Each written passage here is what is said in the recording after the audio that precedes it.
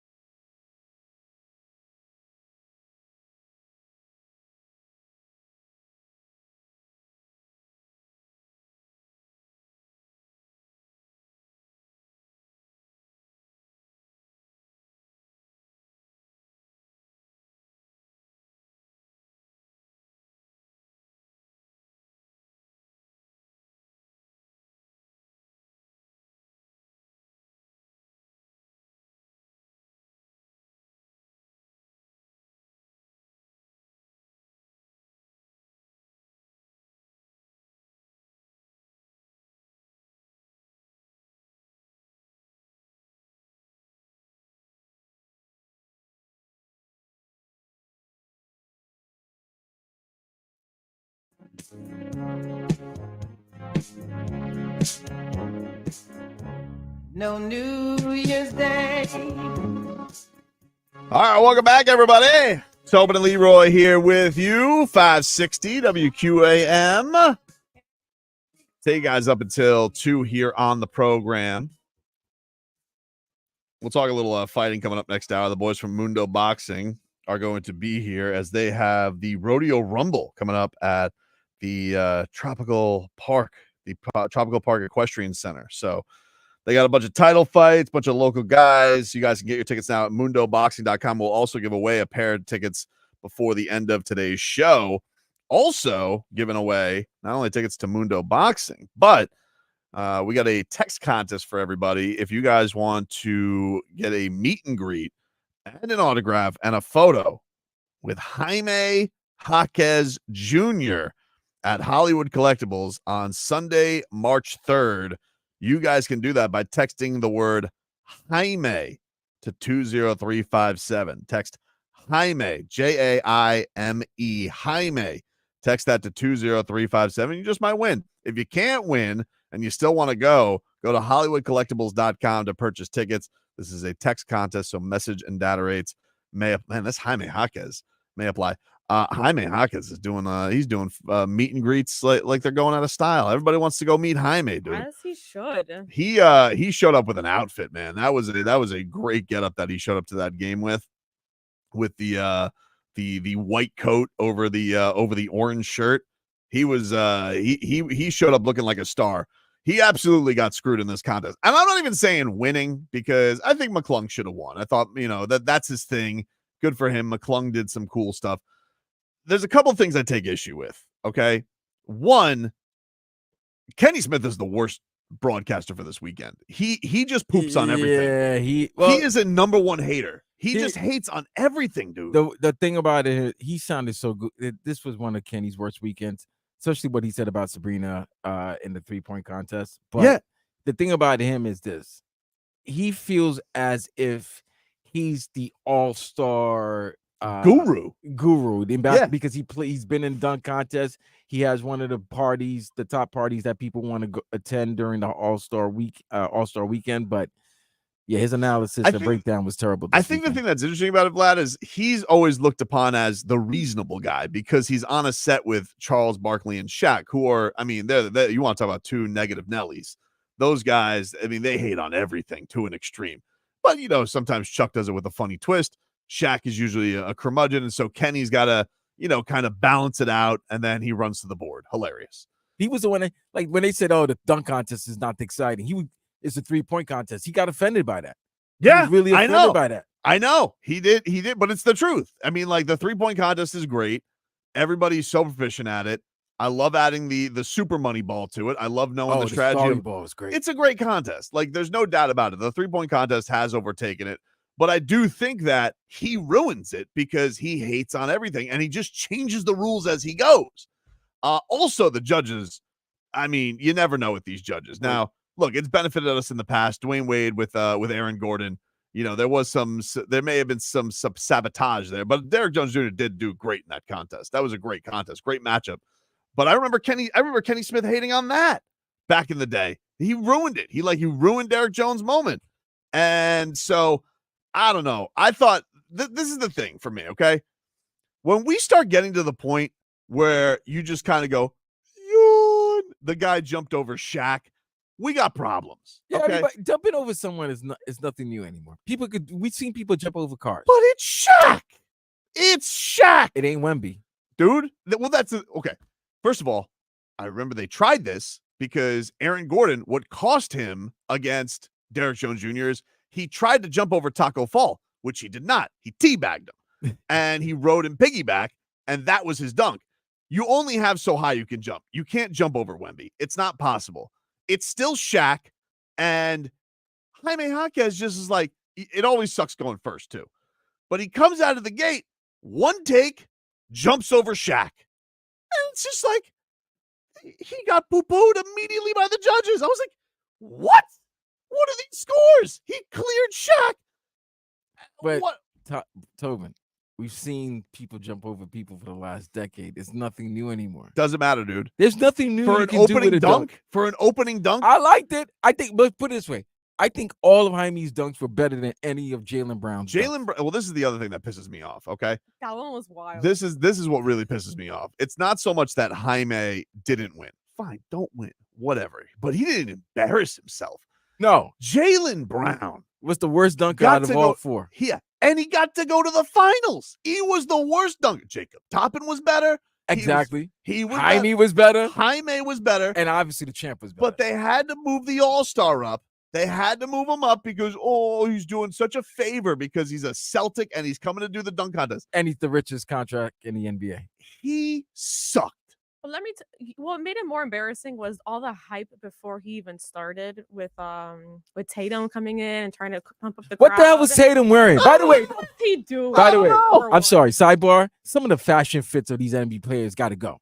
Got to go. They feel very willy-nilly with whatever They they wearing do. bell-bottom pants, looking like Gidget.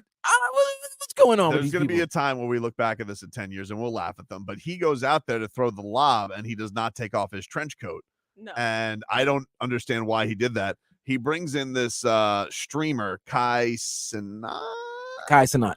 I don't know who that Sorry. is, but he is tiny. Well, he's having And he's I having saw beef with Shannon Sharp. Well, right now. I saw a clip on the way in today of him and Shannon Sharp. They've squat because even Kai Cenat was confused. He goes, I don't know why I was sitting down. I thought I was going to stand on the chair, which would have made sense. Yeah. Why would you have a wee man go out there at 5'4" and sit down?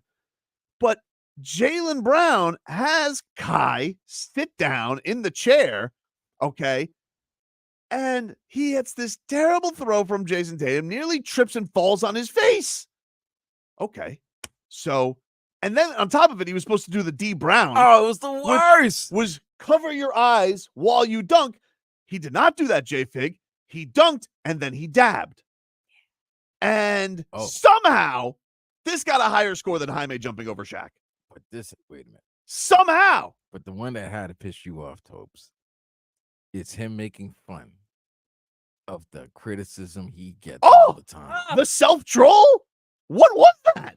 I'm like, wait, you're making fun of yourself? That was horrible. This is what you're doing? He brings out the Michael Jackson glove and he makes fun of himself. I don't understand. One time he also just like blew a dunk that was wide open. I'm like, you didn't jump over anything there. Why did he mess that up? But somehow this guy got into the finals. And so lo and behold, what wins it? Somebody jumping over Shaq. Make it make sense. Make it make sense. I don't get the dunk contest. I had a good time watching it because I like making fun of people. And I liked watching Jaime. I thought he did a good job. I thought McClung did a good job. But I don't understand why this Jaylen Brown got the easy pass to the finals. I was confused. We're all sitting here and like Kenny Smith is here. Oh, that makes sense. No. That's why. He's trying to reason with the judges. Made no sense whatsoever. Even D Brown was making fun. He was so proud because he knew apparently this was a thing that Jaylen Brown was going to honor D Brown, same number, same last name. He was going to honor him by doing this dunk. And he's even making fun of Jaylen Brown on Instagram afterwards. He goes, not so easy, is it? What? So we got Celtics on Celtics crime? Yep. I mean, what are we talking about? Well, this was wild for me. So, yes, Jaime got screwed, but only got screwed in the sense of finishing behind Jaylen Brown was ridiculous, okay? Even if Jacob Toppin would have gotten to the finals, I'd be like, fine. This Jaylen Brown got a bye. He basically should have said, oh, Jaylen, thank you for doing this. Give him a bye to the finals. That's what they should have done. I would have made more sense than what they did, which was which was advance him to the finals, dock him no points for missing. Because that was another thing. I heard Gary Payton in the interview. He goes, well, I'm docking points if you miss. Okay, fine. But apparently that rule did not stand for Jaylen Brown. Ridiculous. 3-point contest was way better. You can't even, when have you ever remembered that 24 points can get you into the next round of a 3-point contest? Crazy. That was absolutely ridiculous. It was crazy. Yeah, you weren't even sniffing it. 26. 26, like 24 points should automatically get you in the next round. No. Not these days. Not Not these days. The shooting is crazy these days. It's crazy. Everybody, the amount of guys who are great shooters is insane. It's insane. Markkanen went 11, hit his final 11 out of 12 shots. Nope. 25 points. Couldn't get in. No. I think you always have to save the money ball for last. I think that's got to be the way. That's the smart move. That's the move. Anybody who did that seemed like they were in a good spot. Some guys went cold and they went to the second rack. I don't understand that. I feel like you should always, once you catch that rhythm, I say this as if I'm Duncan Robinson. Like I know. But I'm just, I didn't understand that. But I don't know. All-Star Saturday night, I thought it was fine. I enjoyed it. The All-Star game, I'm not going to whine about it. I'm so sick of trying to fix All-Star games. Just as a whole, I'm sick of trying to fix the All-Star game. I'm sick of trying to fix the Pro Bowl. They tried to do it with baseball because there was a tie one time. Then they finally realized this is stupid because the AL would win every single year, and the NL could never get home field advantage in the World Series. So they went away from it. And I don't know. I'm done trying to fix All-Star games. They are what they are. It's a break. You get to see your favorite player. I remember being psyched. Ryan Dempster was in the All-Star game one year. He was the only nominee for the month. Didn't get in the game, JFig. They kept him in the bullpen. Did that stop me from getting a Ryan Dempster All-Star jersey? Certainly did not. In fact, I had a Ryan Dempster All-Star jersey and hat, and he signed it for me at Tommy Hutton's baseball camp. Look at that. Look at you. I think he looked at it and he goes, "You bought one of these?" He was surprised. You know why the All-Star game stinks, right? Which one? All of them. Hmm? There's nothing new. Remember when you were a kid? If you were a kid, you weren't staying up watching these games. In the West Coast. So when you got a chance to see an All-Star from another conference, you were like, "Oh, yeah, it's a big deal." Right? It was a big deal. So if I got to see Tim Hardaway, obviously you get to see Magic because the Lakers were on, but if you got to see Clyde Drexler, you heard about them. You might have read them in the magazines, but you never saw them play. So when you got a chance to see them play in the All-Star game, you can like, "Oh, there they are." There's no way you don't watch basketball or any very type of sport. overexposed. It's so much streaming. You get to see everyone. You get to they have their own network now. Mm-hmm. There's nobody that's new to you. There's no, "Oh my God, who's this kid? Who's this player?" Right. There's no surprise. There's nothing anybody could do that is going to dazzle anybody. That's why Sabrina how do you say her last name? I always forget. Ionescu. She had the best weekend because it's like, oh, if you don't watch WNBA, that was a cool exposure. That was the best thing of the weekend. But did you really think she was gonna beat Steph? She hit 26. Yeah, pretty good. And Steph hit 29 in his sleep. And then now they're trying to do a 2-on-2 with her and Caitlin Clark versus her and Dame. Too much. Dame? We saw what Dame was doing. Oh, like they want to do a 3-point contest? Yeah. Or actually 2-on-2? 2-on-2 3-point contest. I'd be into that. No. I'd be into that. Really? I would be. They can't shoot from half court like Dame can? I don't care. I'm into that. It's a 3-point contest. Let's just have some fun, baby. Take a quick break. Dorell Wright, his brother, Delon Wright, former champion, former first-round pick. Talk to Dorell Wright coming on up about his brother signing with the Miami Heat next.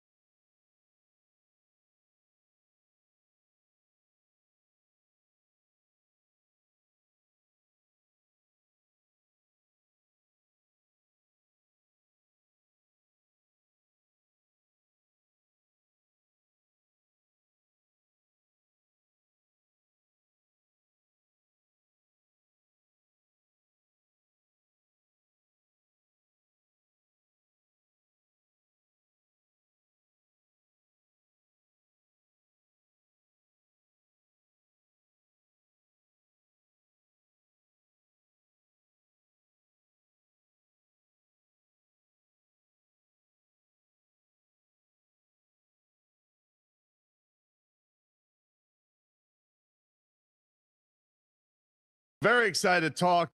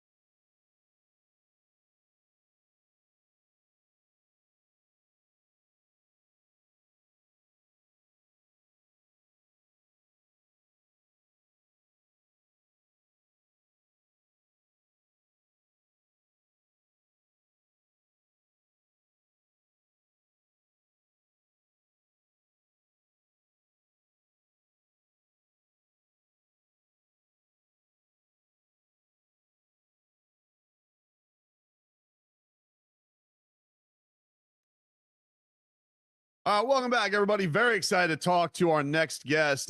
Big news over the All-Star weekend. Miami Heat making a pretty good addition to this squad that is hoping to make a second half run. Delon Wright has been added to your Miami Heat squad.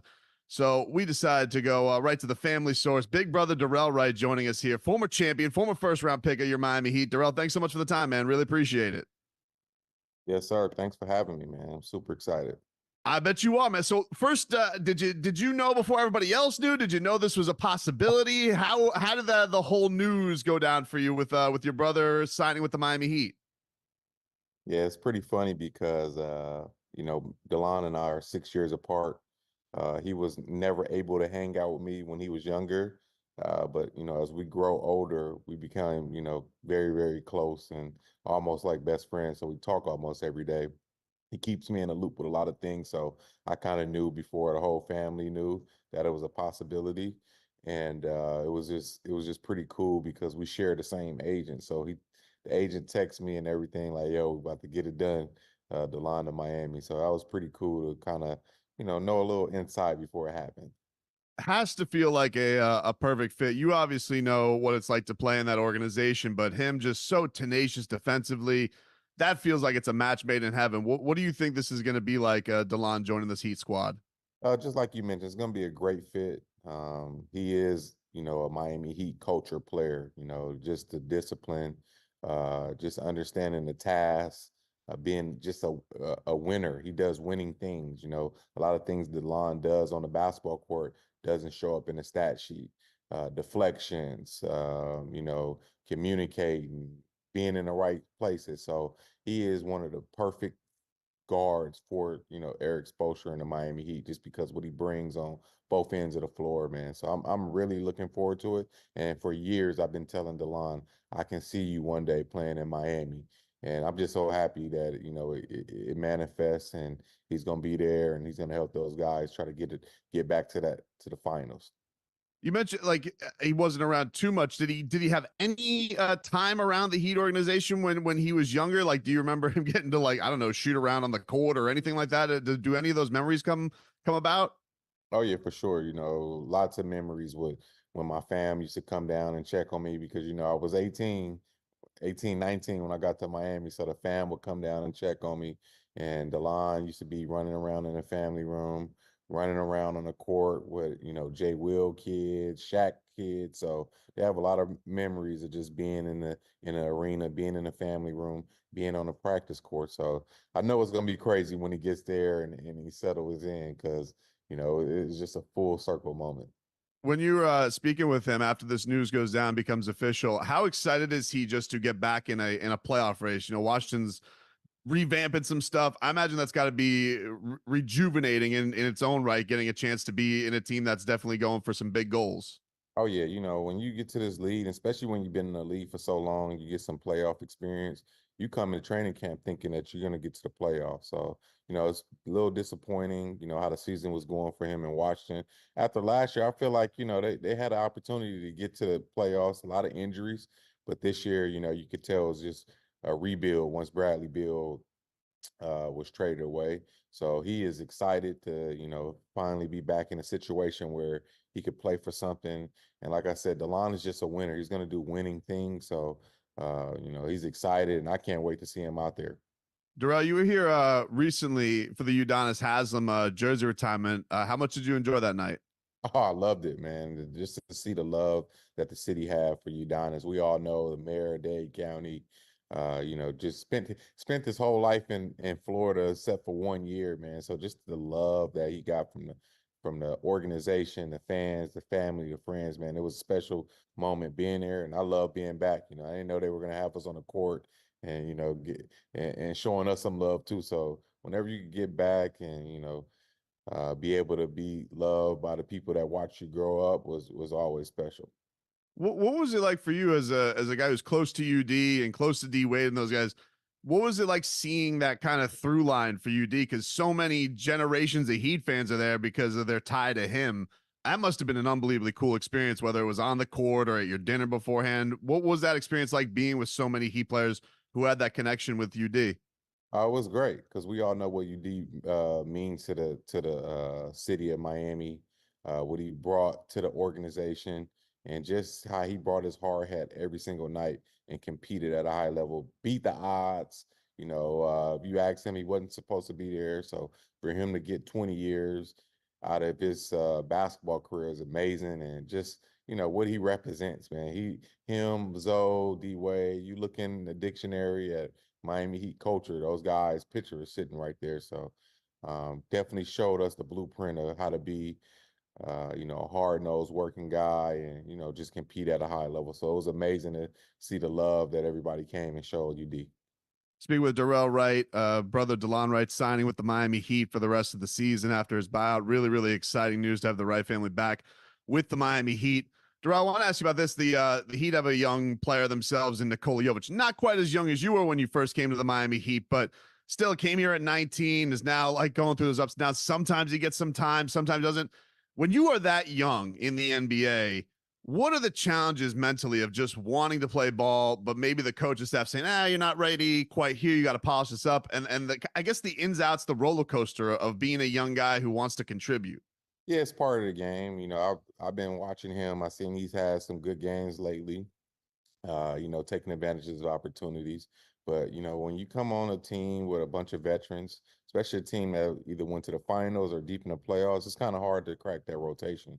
But, just the mental toughness you got to have. And I felt like being around Stan, being around Pat, being around Spo, they helped me understand. Oh, Keith Atkins as well. I can never forget him. They helped me understand, like, man, it's a long race. So just keep your head down, keep working, keep developing. And when you do get those opportunities, whether that's 1 minute, 2 minutes, 30 minutes, you got to take full advantage. So if he continue to keep his head down, keep listening to his vets, and just trusting the process, man. I know that's so cliche now, but trust the process and understand that, hey, you're going to get developed. And then in 3 or 4 years, when those guys has playing 30 minutes a night, you're going to be up there with them and competing with them. So just keep your head down and compete at a high level when you get that opportunity. What's been like for you seeing Eric Spoelstra? You had young Spo. You had first year's head coach Eric Spoelstra. I know you had him on your staff as well, but what's it like seeing Eric Spoelstra now as like big contract extension? I remember D-Wade said that's even more than a contract extension with what he got, but just this type of success, this longevity from the time that you had him when he was young in his coaching career. It's amazing, when you put the work in, and it just goes back to what we was talking about the young fella. You put your head down, you put the work in, and you outwork the guys next to you. You always gonna find success. And Coach Spo, whether that was player development in the film room, whatever it was, he did it. 100. He did it at full speed. It was never nothing half speed. So to see Spo get rewarded with that contract was amazing because he deserves it. He's one of the best coaches in the league. He's proven that he can win with stars, with some, up and coming stars. And he's just showing the world that, he's one of the best coaches out there just because of the discipline and the accountability that he brings to the organization. How many more Heat games do you imagine you're going to find your way down to now with Delon Oh, on the man. squad? Yeah, I'm probably going to get down there that first week of March. I know that's the first home game. Come show him some love, show him the ropes of Miami a little bit, show him a few of my favorite restaurants, you know what I mean? So, yeah, I'll probably come down there the first week of March just to hang out with him. You mentioned watching Nico a couple times. I guess your impressions of this Heat squad, the times you've checked in on them, what do you make of them? They've seemed like they're starting to find their way a little bit here after some up and downs. What have you made of their season so far?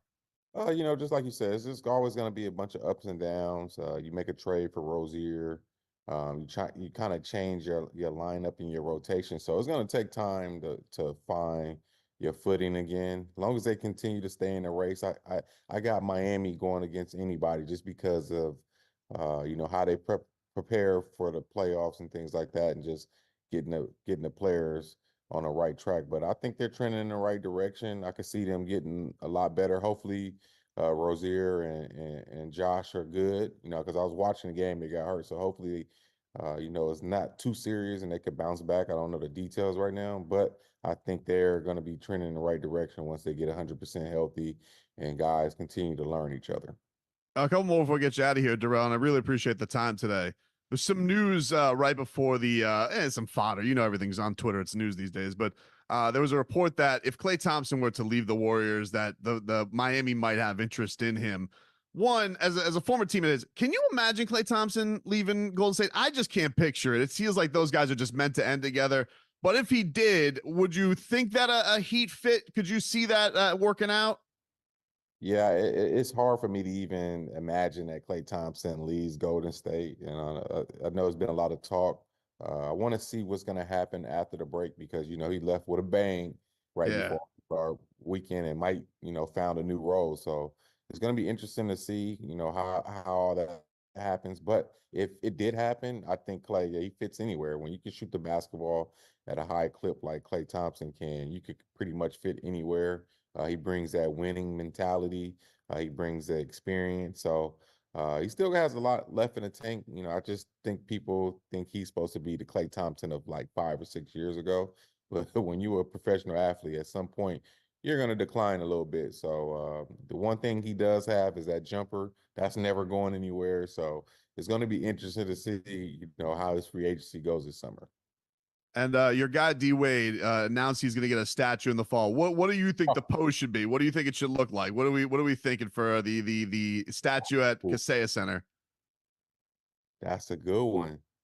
The most iconic thing that D Wade's ever done is maybe standing up on the table right in front of where Mickey Harrison stands. That The might best. that might be the most iconic. So maybe just him doing this, pointing down, saying, "This is my arena, this is my city," whatever he was saying. I think that might be a great pose.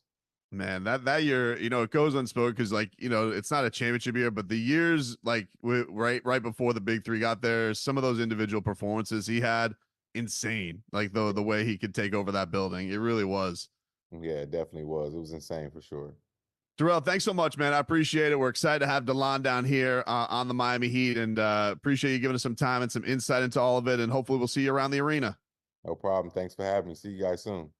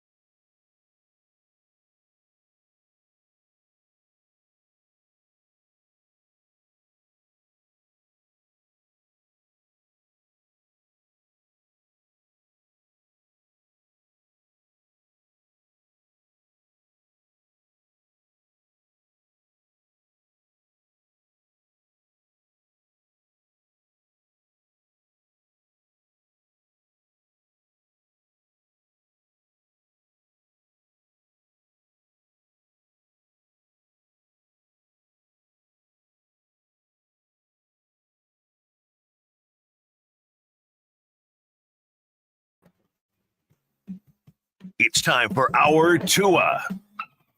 It's our Tua. It's our Tua. It's our Tua. Tua, Tua, Tua. Tonga Valoa. Not Tua Tagovailoa. A for effort. Dolphins quarterback. Tua. It's our Tua. It's our Tua. Tua. Tua, Tua, Tua. Tua, Tua, Tua. Chris Sims can go to hell. Tua Tonga Baloa. Dolphins quarterback. Daddy loves you guys. Our Tua with Tobin and Leroy. Check the history of Hour 2 of the program, ladies and gentlemen. Tobin and Leroy here with you, 560 WQM. Leroy's still in Vegas. Not fighting, though. He's usually when we're in Vegas, it's usually for a fight trip, but he is just going on a father-son trip in Vegas. It's, I guess, a new tradition going there for the Horde household. So they'll be back. Leroy will be back tomorrow. But in the meanwhile, we'll get to some headlines here brought to you by the new Palmetto Ford Truck Supercenter. Why buy your truck at a car store? Palmetto Ford. We know trucks. Thank you, guys. I appreciate that. The Panthers, they'll be back at it tonight. They're taking on the Ottawa Senators. The Cats are rolling right now. You got the Tkachuk showdown tonight. 7 o'clock is your puck drop. You, of course, can hear that right here.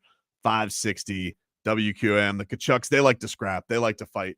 But we're going to hear right now. We're going to talk a little boxing going on, as right now, coming on in studio, we have Rolando Moreno here in studio from Mundo Boxing.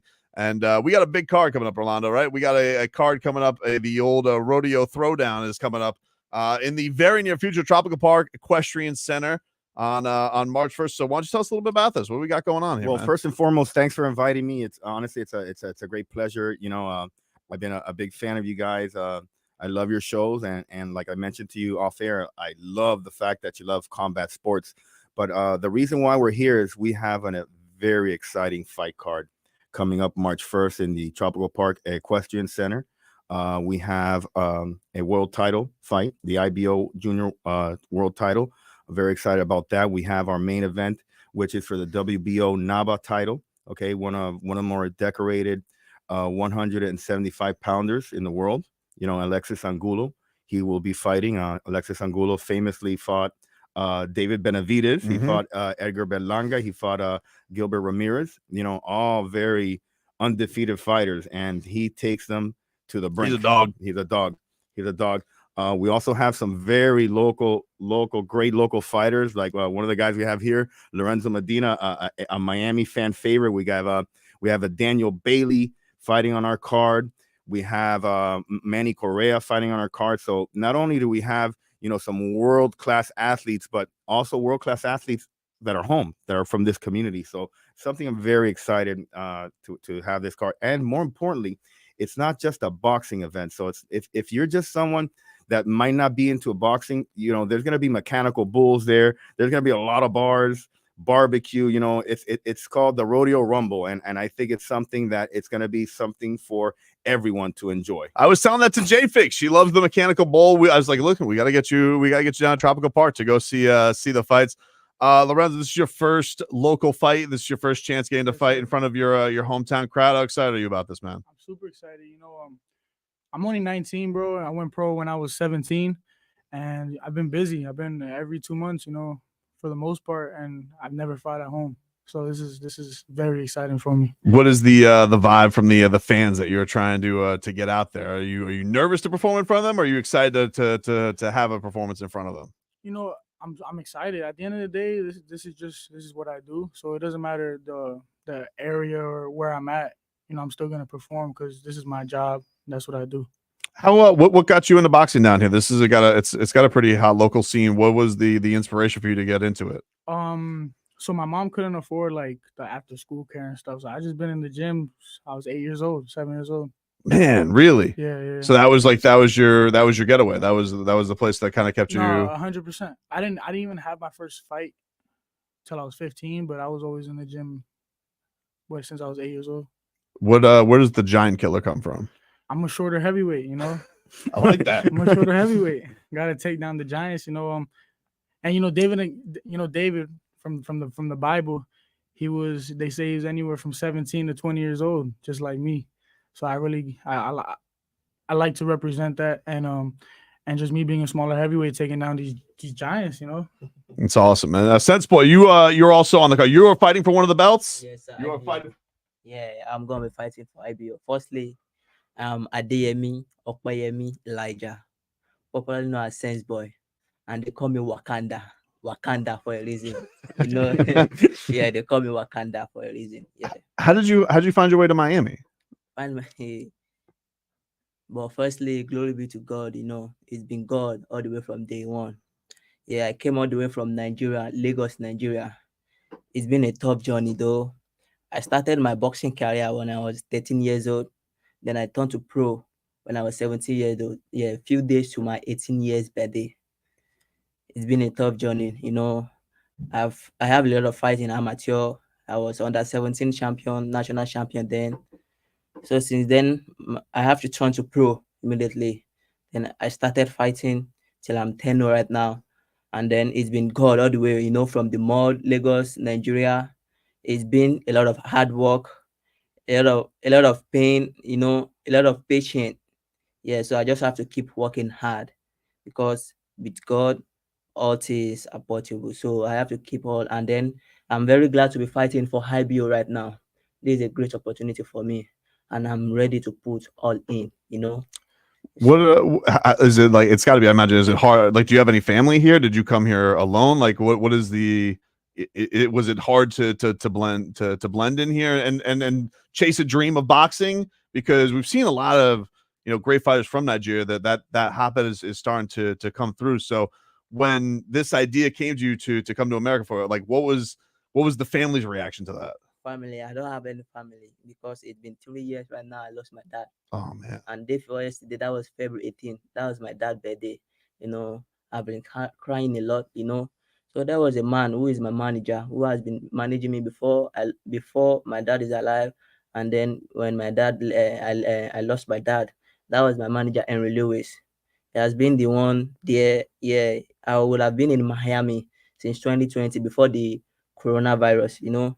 So I've been at home training hard. My mom keep encouraging me. No, you don't have to give up. I keep praying. I keep crying, training hard. You know.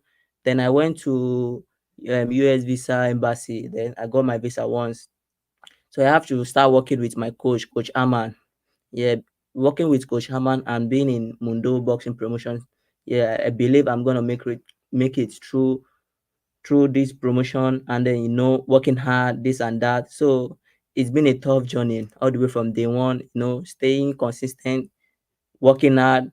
I keep praying and I believe in God because God over everything. That's all. And I believe in my hard work. I know I'm gonna become a world champion. Definitely. Man, that's some inspiring stuff. Like absolutely, like this is Rolando. You got to think that this is one of the things that I love about the local scene, and you get to see a lot of these guys on the come up with what they're chasing. Like how much do you, when you see these guys and what they're going through or what they're fighting for, is that an inspiration to you? Right. It's something because every story is unique, but every story has an impactful, because I think to be a good fighter, okay, you have to experience adversity at a young age. Like all life's battles. All the problems, as when you go into the ring, that's your fight. That's always your fight, and I think that's where a fighter comes. But to see someone's dedication, like Sense Boys, I see the hard work. When I go see him train, while he's training, he tells me, "No, boss, don't talk to me yet." Okay, that's how focused he is. He says, "No, boss, don't talk to me yet." Lorenzo's notorious for being a gym rat. Just guys that are fearless. And it's incredible, the dedication. And people don't, I know as fans, people sometimes take things for granted. Oh, well, he lost a fight. Any fighter to that level, to have an opportunity to fight for a championship, it's earned. believe me, it's earned every day. So it's seeing people on the come up, you know, and have some of the privileges that we've had at Mundo Boxing, you know, some of the champions we've trained, Miguel Cotto, Rigondeaux, you know, Tyrone Spong, it's an endless, you know, so they're going into, you know, a business, a brand, you know, that has pure success associated with it, you know, and I'm very proud of these gentlemen, and I'm very proud, and I know we're gonna have an incredible, exciting card. Lorenzo, you're give us a couple of like, I'm talking to you in like 3 years. Where do you want to see yourself? Like, what is the chase? Like, what are the first things that come into your mind? 3 years, you know, a lot could change, bro. I'm 19 and I haven't even fully grown into my grown man body or that grown man strength, you know. But 3 years, I want to be a top contender or even a world champion, 100%. You know, everybody's always like, slow down, this and this, but at the end of the day, like, I don't want to fight dead bodies. That's just the reality of it.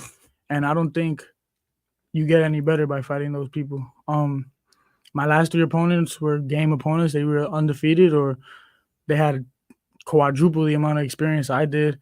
And I knocked out 2 out of 3 of them. And the other one, you know, I just dogged him for 6 rounds. And I took that Cuban on 2-day notice, and I still dogged him for 6 rounds. But at the end of the day, it's just wherever God puts me, like he said.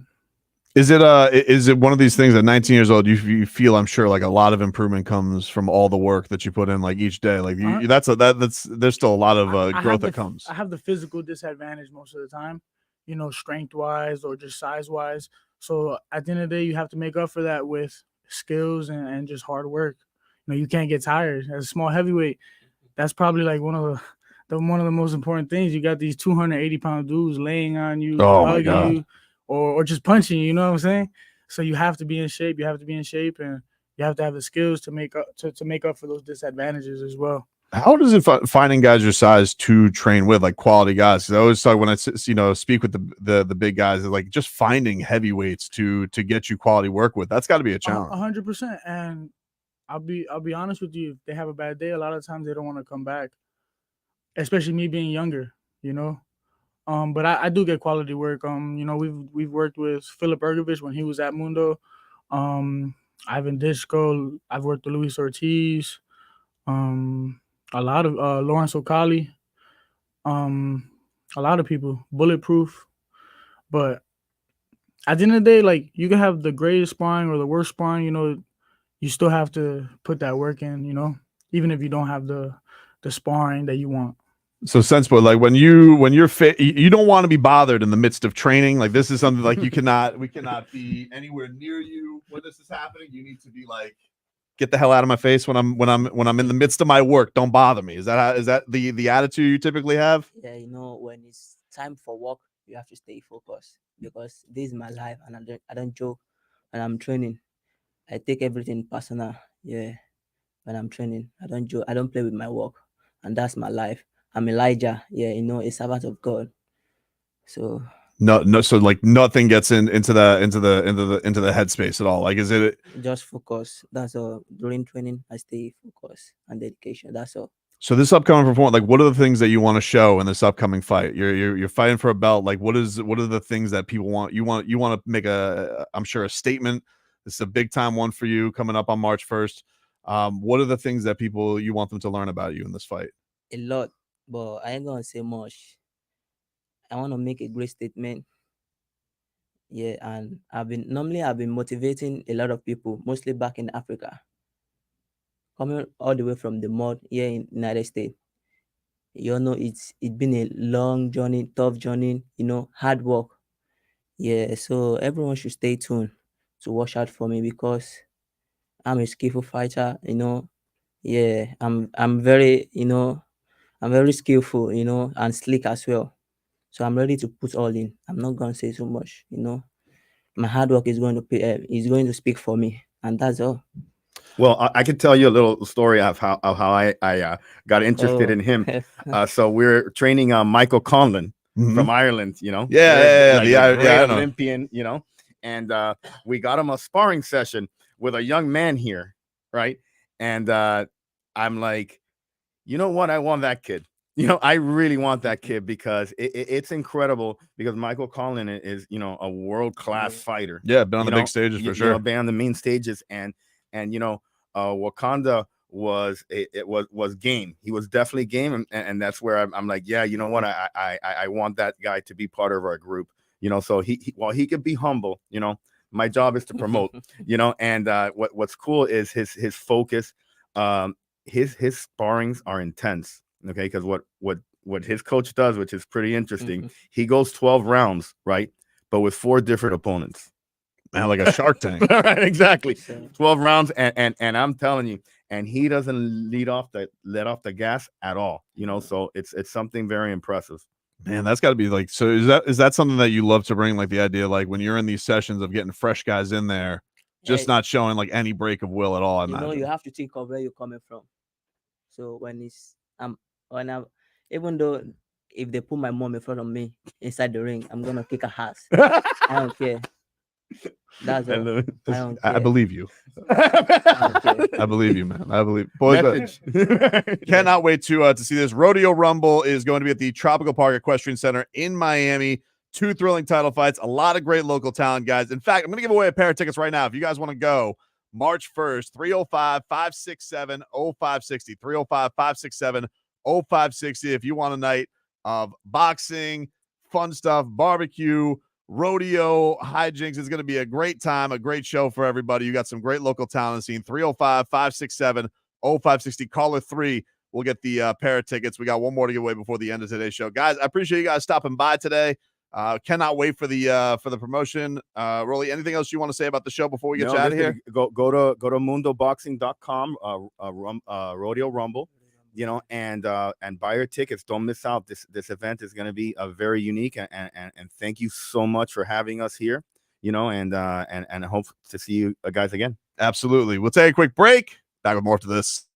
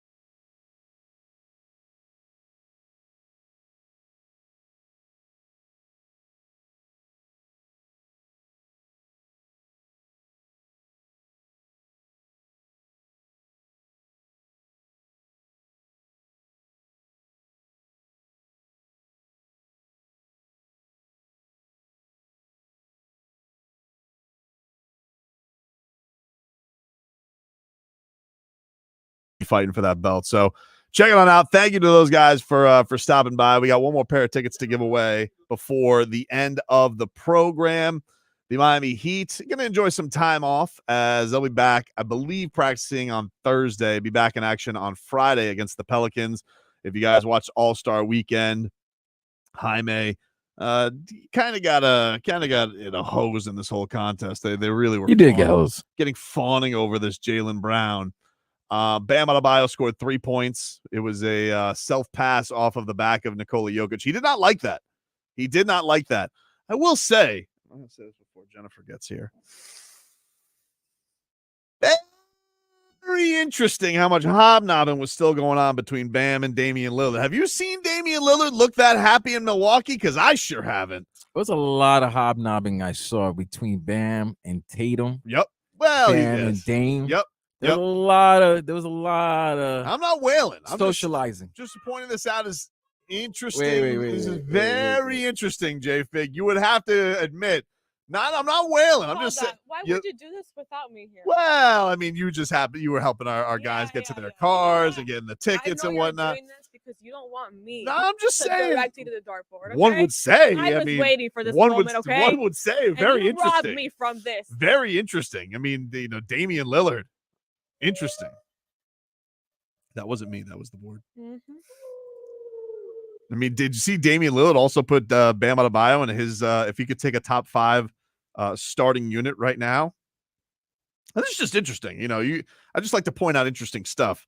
But Damian Lillard, he said if he had his dream starting 5, it would be Kevin Durant, LeBron.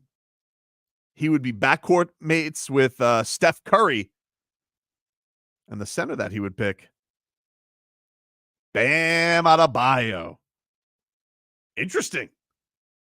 One could say that's interesting, J Fig. One could say that's interesting. I mean, you're not allowed. Damian Lillard has looked like a shell of himself in Milwaukee. Has he though? He's looked like a shell of. He has not looked like the Dame time they thought. And one would have to ask: is Damian Lillard bogged down by being on Giannis's team? Giannis, that's his team. And everybody thought they were going to come in and have this amazing chemistry when Damian Lillard never wanted to be in Milwaukee, because who would? And also on top of it, you gotta bow to the throne that is Giannis instead of getting to be a peacock and spread your feathers. So just interesting. That's all. Okay. Just pointing it out, J Fig. And then, I mean, did you see the picture with him and Luka? Uh-huh. Very interesting. What were they looking at? Who knows? What were they looking at? What were they? Maybe the future. The future. I also saw Luka butting it up with with the Joker. Well, with Jokic. I did. Jokic came out and he said that he says, I'm never leaving Denver, but if Luka wants to leave Dallas, I'm all for him coming here. Well, yeah. That's Eastern European, but brothers right there. You know what I mean? It is. But here's the thing, though, Vlad. Serbia, Slovenia. Could be the rival countries, really. I mean, there's a lot of past there, so they may act like friends. But what about Babushka? What does she say? Oh, you're going to be friends with Joker, huh? That is joke to me. Just interesting. Just interesting stuff. Because I mean, technically, Jovic, he was born in England. So he's a Brit. Different. I mean, he's obviously of Serbian descent, but he's born in England. So maybe less baggage there. And also, Luka has said his favorite city outside to travel to, of course, Miami, not Denver, because Luka doesn't look like he likes skiing. Just interesting stuff. Luka doesn't look like he likes skiing. Stuff happens he looks like he likes eating. Oh, he does. We don't have to have a test for him. Could you? Luka's definitely not. Luka's gonna look at. Hey, Pat. Pat, body, please. That running. Come on. This is not for me. You didn't make Goran do this. And he goes, yeah, we did. And so then Goran's got to get him into heat shape. That's when Goran comes in as vice president of heat. I knew Goran was going to have to be involved. No, we're going to have Goran Dragic as Miami Heat vice president of European basketball operations. We have to expand. It's an international game. And so, Luka, I mean, man, could you imagine the I'm not wailing, JFig. I'm just saying hypothetically. Could you imagine the lobs that Luka could throw to Bam? Oh, wow.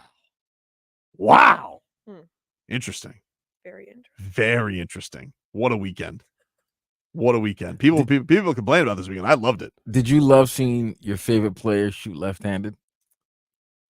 Part of me is like, all right, he's just above it, but also like, earn your stripes, Anthony Edwards. You know, like wow, earn your stripes. You know, you taking a shot at your whale, huh? His mentor, Dwayne Wade, he won the skills competition.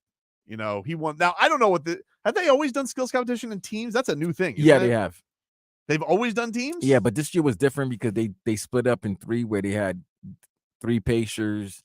Then they did the 3 number 1 picks, the 3 first rounders, and then the 3 all-stars. I remember Bosch won something like that. He won a 3-man relay, but they called it like the Shooting Stars competition. Yeah, they just changed and he had a half court.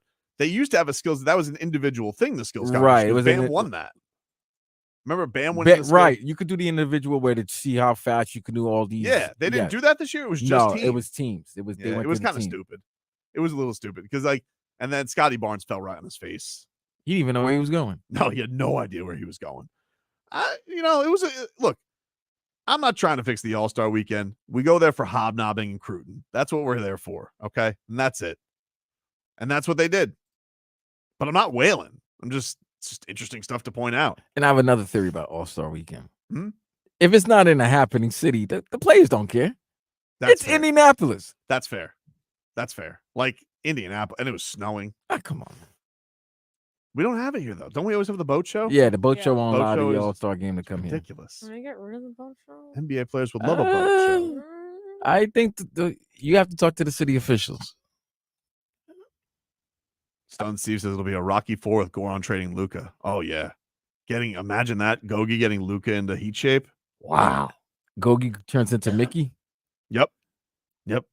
Get up, you bum. Oh, please, Goran. I don't need this. I get buckets no matter what body fat percentage. Goran's not going to hear that, dude. Not going to hear that at all. At all. But anyway, just found it interesting, JFig. That's all. Meanwhile, Bam Adebayo. This was interesting. I just was reading this piece by Anthony Chang in the Miami Herald. Interesting stuff. Very interesting stuff because people were talking about this, JFig. They were mad at Bam recently over the kerfuffle between Jaylen Brown and Duncan Robinson, where Duncan Robinson didn't need anybody's help because he completely embarrassed Jaylen Brown, and really he hasn't been the same since, if you really think about it. Absolutely. But he did an interview with Anthony, and this is the quote that he says on his first year as Heat captain, which is honest. It's an honest answer that he gives. Bam Adebayo on his first few months as Heat captain, this bleep sucks. And then to double down, he says, you can quote me on that. This bleep sucks. Huh. Wow. That's the type of word you want to hear from your captain. Absolutely. That's wow. I mean, it's honest. I appreciate the honesty from Bam. But on his first few months at post of captain, this bleep sucks. He goes on to say, because you got to understand how to translate the message to everybody, because everybody is different and everybody has their own stuff going on. When he was explaining what has been most challenging in his new role, he says, I got my own stuff going on in my mind on how I want to play, how I want to affect the game, and 14 other guys do too. So trying to get 14 other guys to buy into your message, how you're saying it, get them to buy into what coach is saying. It's tough because guys got dilemmas and guys got feelings. Interesting. This bleep sucks. So we do miss UD. You do miss UD 40. Well, Anthony has some quotes from UD in this piece.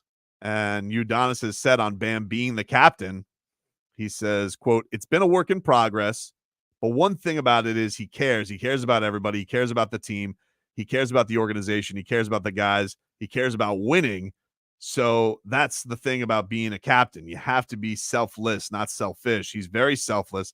So that's the hardest part. He's got that part covered. He then goes on to say with this, he said, it's just continuing to keep 15, 16 guys depending on you and keeping everybody together. Everybody's going to have a different dilemma. Everybody's got different emotions about things, but you got to keep guys together. So there you go. Udonis. Now, Udonis did say something about the whole Bam Adebayo thing with the Jaylen Brown kerfuffle. Okay. And this was kind of my point with all of it, with people wanting him to be more Udonis Haslem, is he has different basketball responsibilities than UD does. UD is there to be the captain, whereas Bam is there to also be one of the best players on the team. So, when he was asked about this whole Duncan Robinson kerfuffle, he said, I think that was one of those things that bothered Bam as a captain. One of those situations where as a captain, you got a decision to make, but also it's a close game and you can't get kicked out. But you also have to protect your guys and be there for your guys. Like I said, Bam cares. That was one situation where as a captain, I think he wanted to intervene and be a little bit more involved, but he also understood the bigger picture is trying to win the basketball game. I respect that about Bam. He called me. We talked about that, and he wants to be the best version of himself for that team. So there you go. Makes sense. Now, people are going to still be jerks and be like, oh, Bam's soft for not getting in there and punching Jaylen Brown in the face. But but has also been pointed out in this whole situation, Duncan Robinson didn't need him. I mean, he embarrassed Jaylen Brown.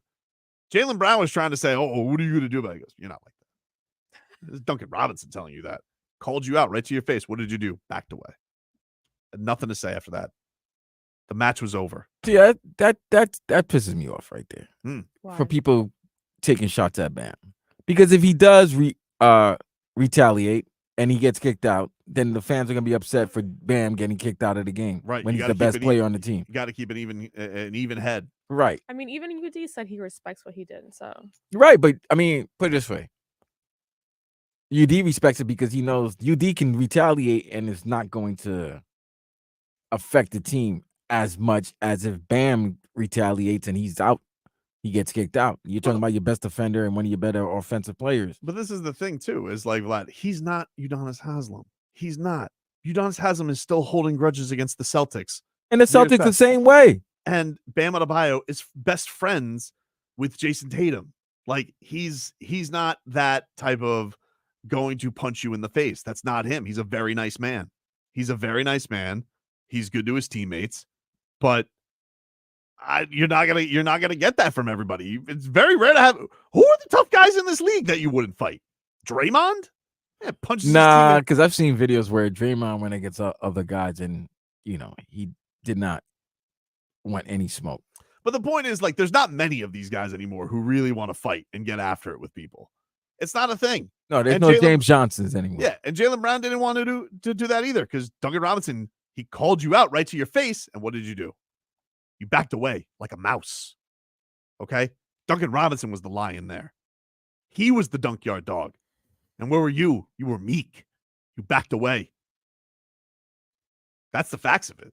Let's not erase history. We all saw it. We all saw that terrible mic'd up that was put out on Twitter. Those are just facts. Schmieden does point out Isaiah Stewart. Yep, he did. I can't believe nobody wants Isaiah Stewart. No one. He's crazy. No, that that guy guy's he's nuts. crazy. He wanted to go fight LeBron, and then he beat the living out of Drew Ebanks. Yeah, but apparently no. You know what I heard? Ebanks took the punch like a champ. Like it didn't. He's got a big dome. I could see that. But yeah, he's got a big chin. He looks like he'd absorb a punch. Imagine you punch someone, it doesn't affect them, and then now you get arrested. That's tough. That's kind of tough. It was.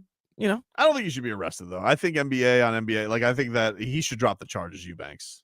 No, I don't think he dropped. He wasn't the one that charged. He did this in front of cops. Oh, that's it was stupid by Isaiah Stewart. That was stupid. You gotta bring it into a back locker room or something like that. Like the Heat used to do back in the days. We'll take a quick break. Coming up next, our favorite Tuesday game. The damage is done, my friend, is next.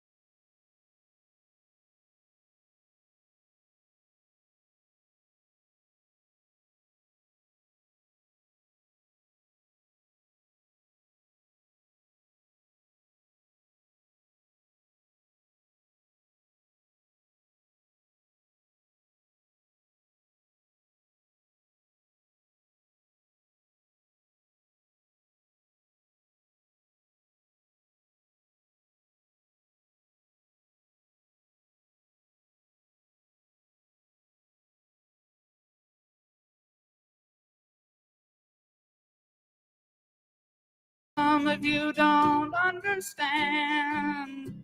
Welcome back, everybody. Welcome back. Tobin and Leroy here with you. Good to be back after a nice holiday weekend. Thanks again to Delon Wright for stopping by the show today. I like Delon Wright on the Miami Heat, by the way. That's a nice, spunky little move that they made, especially with no J. Rich with the shoulder injury. Bringing a tenacious defender. Heat family coming on in. That's a cool story. Very, very excited about that. So, anyway, let's get to this. Damage is done. So, my damage is done. Goes to the UFC. Great card this weekend, by the way. Unbelievable card. Unbelievable card, which is what is really what they should have leaned on the entire time with this whole UFC 300 fiasco. Okay? I want to be clear about this. If you guys didn't see the news over the weekend, this UFC 300, we've talked about it a couple times. UFC 299, by the way, is a few weeks away right here in our backyard. And very excited to go. Very excited to get going on that. But UFC had this whole thing with this runaround for UFC 300 and what the main event was going to be. It should be a big one, right? Should be a big one. Should be a big one. But they made it seem like with this whole runaround, this was going to be a monster one. Like it was going to be one that was unbelievable. Your jaw's going to drop. I still don't really understand why Conor McGregor's not fighting in it. It's kind of weird. He seems like he's ready to fight, but they just didn't go in that direction. Apparently it's because they don't want to split it up with all the other fighters that get pieces of the pie. I don't know about that there, Tobin. What do you I mean? think it's that whole relationship with WWE and TKO and then was it Endeavor, I believe? Yes. I believe Colin's past transgressions Conor McGregor, yes, his past transgressions is still fresh in people's minds. You're talking about because of the Vince McMahon thing going on? Yes, there's a lot of stuff going on with Vince. Obviously, with Vince McMahon, it's like they don't want any of these negative. Never thought about it like that, Vlad. Maybe a possibility. I've not thought of that avenue with all of this, but I'm not going to rule that out. But either way, UFC 300, they do this whole run around. They're going to make it not Conor. They don't have Brock Lesnar. They don't have George St. Pierre come out of retirement. There was even a Khabib rumor at one point where like Daniel Cormier was claiming Khabib got offered like $40 million to come out of retirement and fight. Yeah, he doesn't. He's not coming back. So then there were some rumors that, it's going to be Leon Edwards, the welterweight champion, and he's going to be fighting, he's going to be fighting Hamzat, but they can't get Hamzat to America apparently. And then Hamzat's like, well, I'm not fighting during Ramadan anyway. Long story short, they apparently offered Leon Edwards 3 opponents. He said yes to all of them, but they all said, nah, never mind. We're not doing that fight. To the champ? Yeah. It was the strangest compliment ever because Dana White was like, I got to tell you, I got to give Leon Edwards credit. He said yes to all 3 opponents we offered him, but he's still not the main event of a UFC 300. They announced right after Volkanovski got knocked out by Topuria, main event UFC 300, Alex Pereira, who, of course, knocked out Israel Adesanya, then got knocked out by Israel Adesanya in Miami, then won the light heavyweight championship. He is going to be fighting against Jamal Sweet Dreams Hill, who, honestly, I didn't think that was a possibility because I thought Jamal Hill was still on the mend from the Achilles injury. I didn't know that he was ready to fight. But that is our main event. And I just got to say to the UFC, the damage is done. Look, this is a great card. Don't get me wrong. But the problem is you guys set yourself up for disappointment because in any other card, you would have said, this is incredible. We got Alex Pereira and Jamal Hill light heavyweight championship. We got Zhang Weili and Zhao Jianan for the strawweight championship. We got Justin Gaethje, Max Holloway for the BMF championship. We got Charles Oliveira. We got Armin Sarukian. We got Yuri Prohashka and Alexander Rakic. That's a killer card. Bo Nichols on the card. Calvin Kattar, Aljamain Sterling is on the card. David Zephiga and Cody Garbrandt, which were like BFS, by the way. He said he wanted to come in studio. But that's a great card. The problem is all this hide and seek, this whack-a-mole the UFC did for an entire 2 months, making it seem like we were going to have Godzilla versus King Kong. And instead, you should have been like, hey, you ingrate bastards. Did you see this card this past weekend? It was amazing. Do you see the card lineup for $299? And do you see 300? Those are three of the greatest cards we've ever put back to back to back ever. But because they made it seem like there was going to be some mythical creature like a centaur versus a chupacabra for the main event, I somehow am disappointed, which I shouldn't be. This is a great card, but the damage is done. It's Dana White's fault. It's a great card, but the damage is done. You promised too much. JFig, what's your damage is done today? Remember Usher's halftime show? Sure do. Well, there was a whole conversation about him and the whole Alicia Keys situation where he was too hugging cuddly. her. He was a little too cuddly. Too cuddly. Yep. Swiss beats. Not happy. Usher's a line stepper. He was not. That's what he has to was say. fine. He has to say that. No, he was saying that. But Too much. No, Usher's a line stepper. When he stepped over the line. When Alicia Keys takes her first step away when he tried the first huggy hug, you move on, okay? You don't move on. the arms around her waist. I don't want to I jump mean, on. I agree. I totally agree. I I wanna wouldn't ju- like that myself. I don't want to jump on your damage. I mean, feel free, but so he finally went ahead and addressed it. Oh. And he's not really apologizing for what he did and getting a little handsy. And he says that it was just a celebration of a song they did together many years ago. But he goes on to apologize for something he did in 2014 with Nicki Minaj during a VMA performance, saying that he shouldn't have like bumped her butt with his head while he was playing the bass. He headbutt her butt? Yeah. He put his head on pillows. That's I all. didn't know that. Yeah, but the damage is done. You're gonna go ahead and not apologize for this. We're gonna apologize for something that happened many moons ago. That's weird. It's very weird. That's weird. Plus, because he used the get out of jail free card. He got engaged this weekend, so she forgot. No, they got married, I think. I No, thought they they got got married. They got married. Oh, they got right married? after the I thought they got Super Bowl. engaged. Right after the Super Bowl, Well, they yeah, went if and they you're gonna got touch- married. So that's a savvy move by Usher. Yeah, if you're He gonna touch made- Alicia Keys like that, that's Yeah, your last touch that's as a his single man. That's his Hail Mary. That's That's his his- Hail yeah. Mary. That was his I last think they touch got- as a single man. They got married at like the Elvis thing, or I don't know.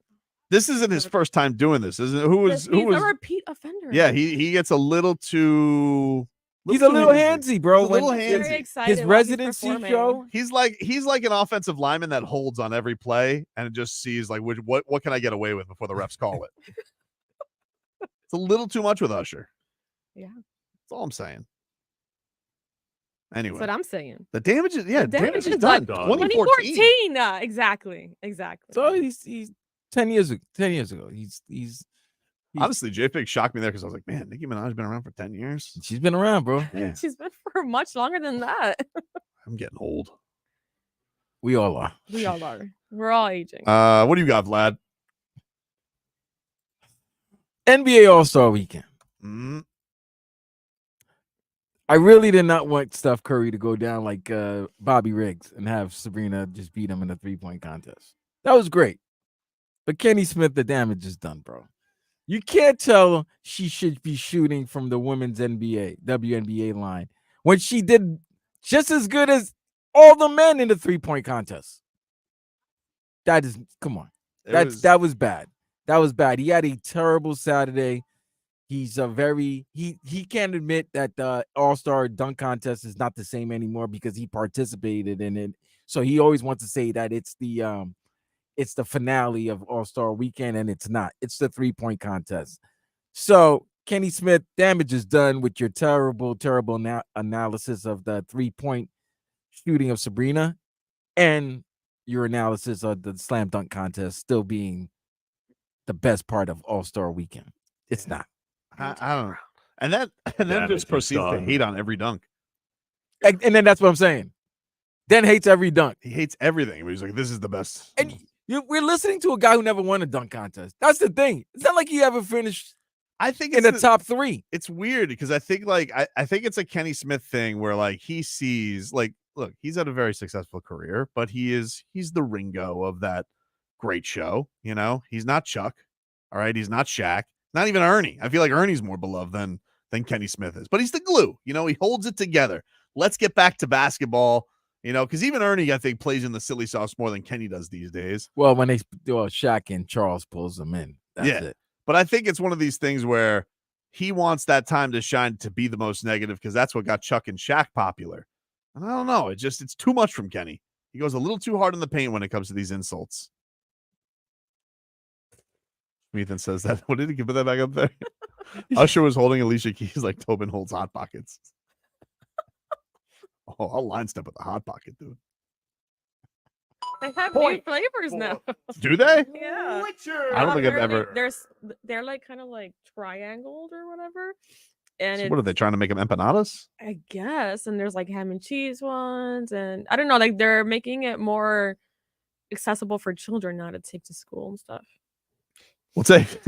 I don't know. I just saw the commercial. They're trying to make Hot Pockets more acceptable for kids. They got to microwave them. Like, what are you gonna do?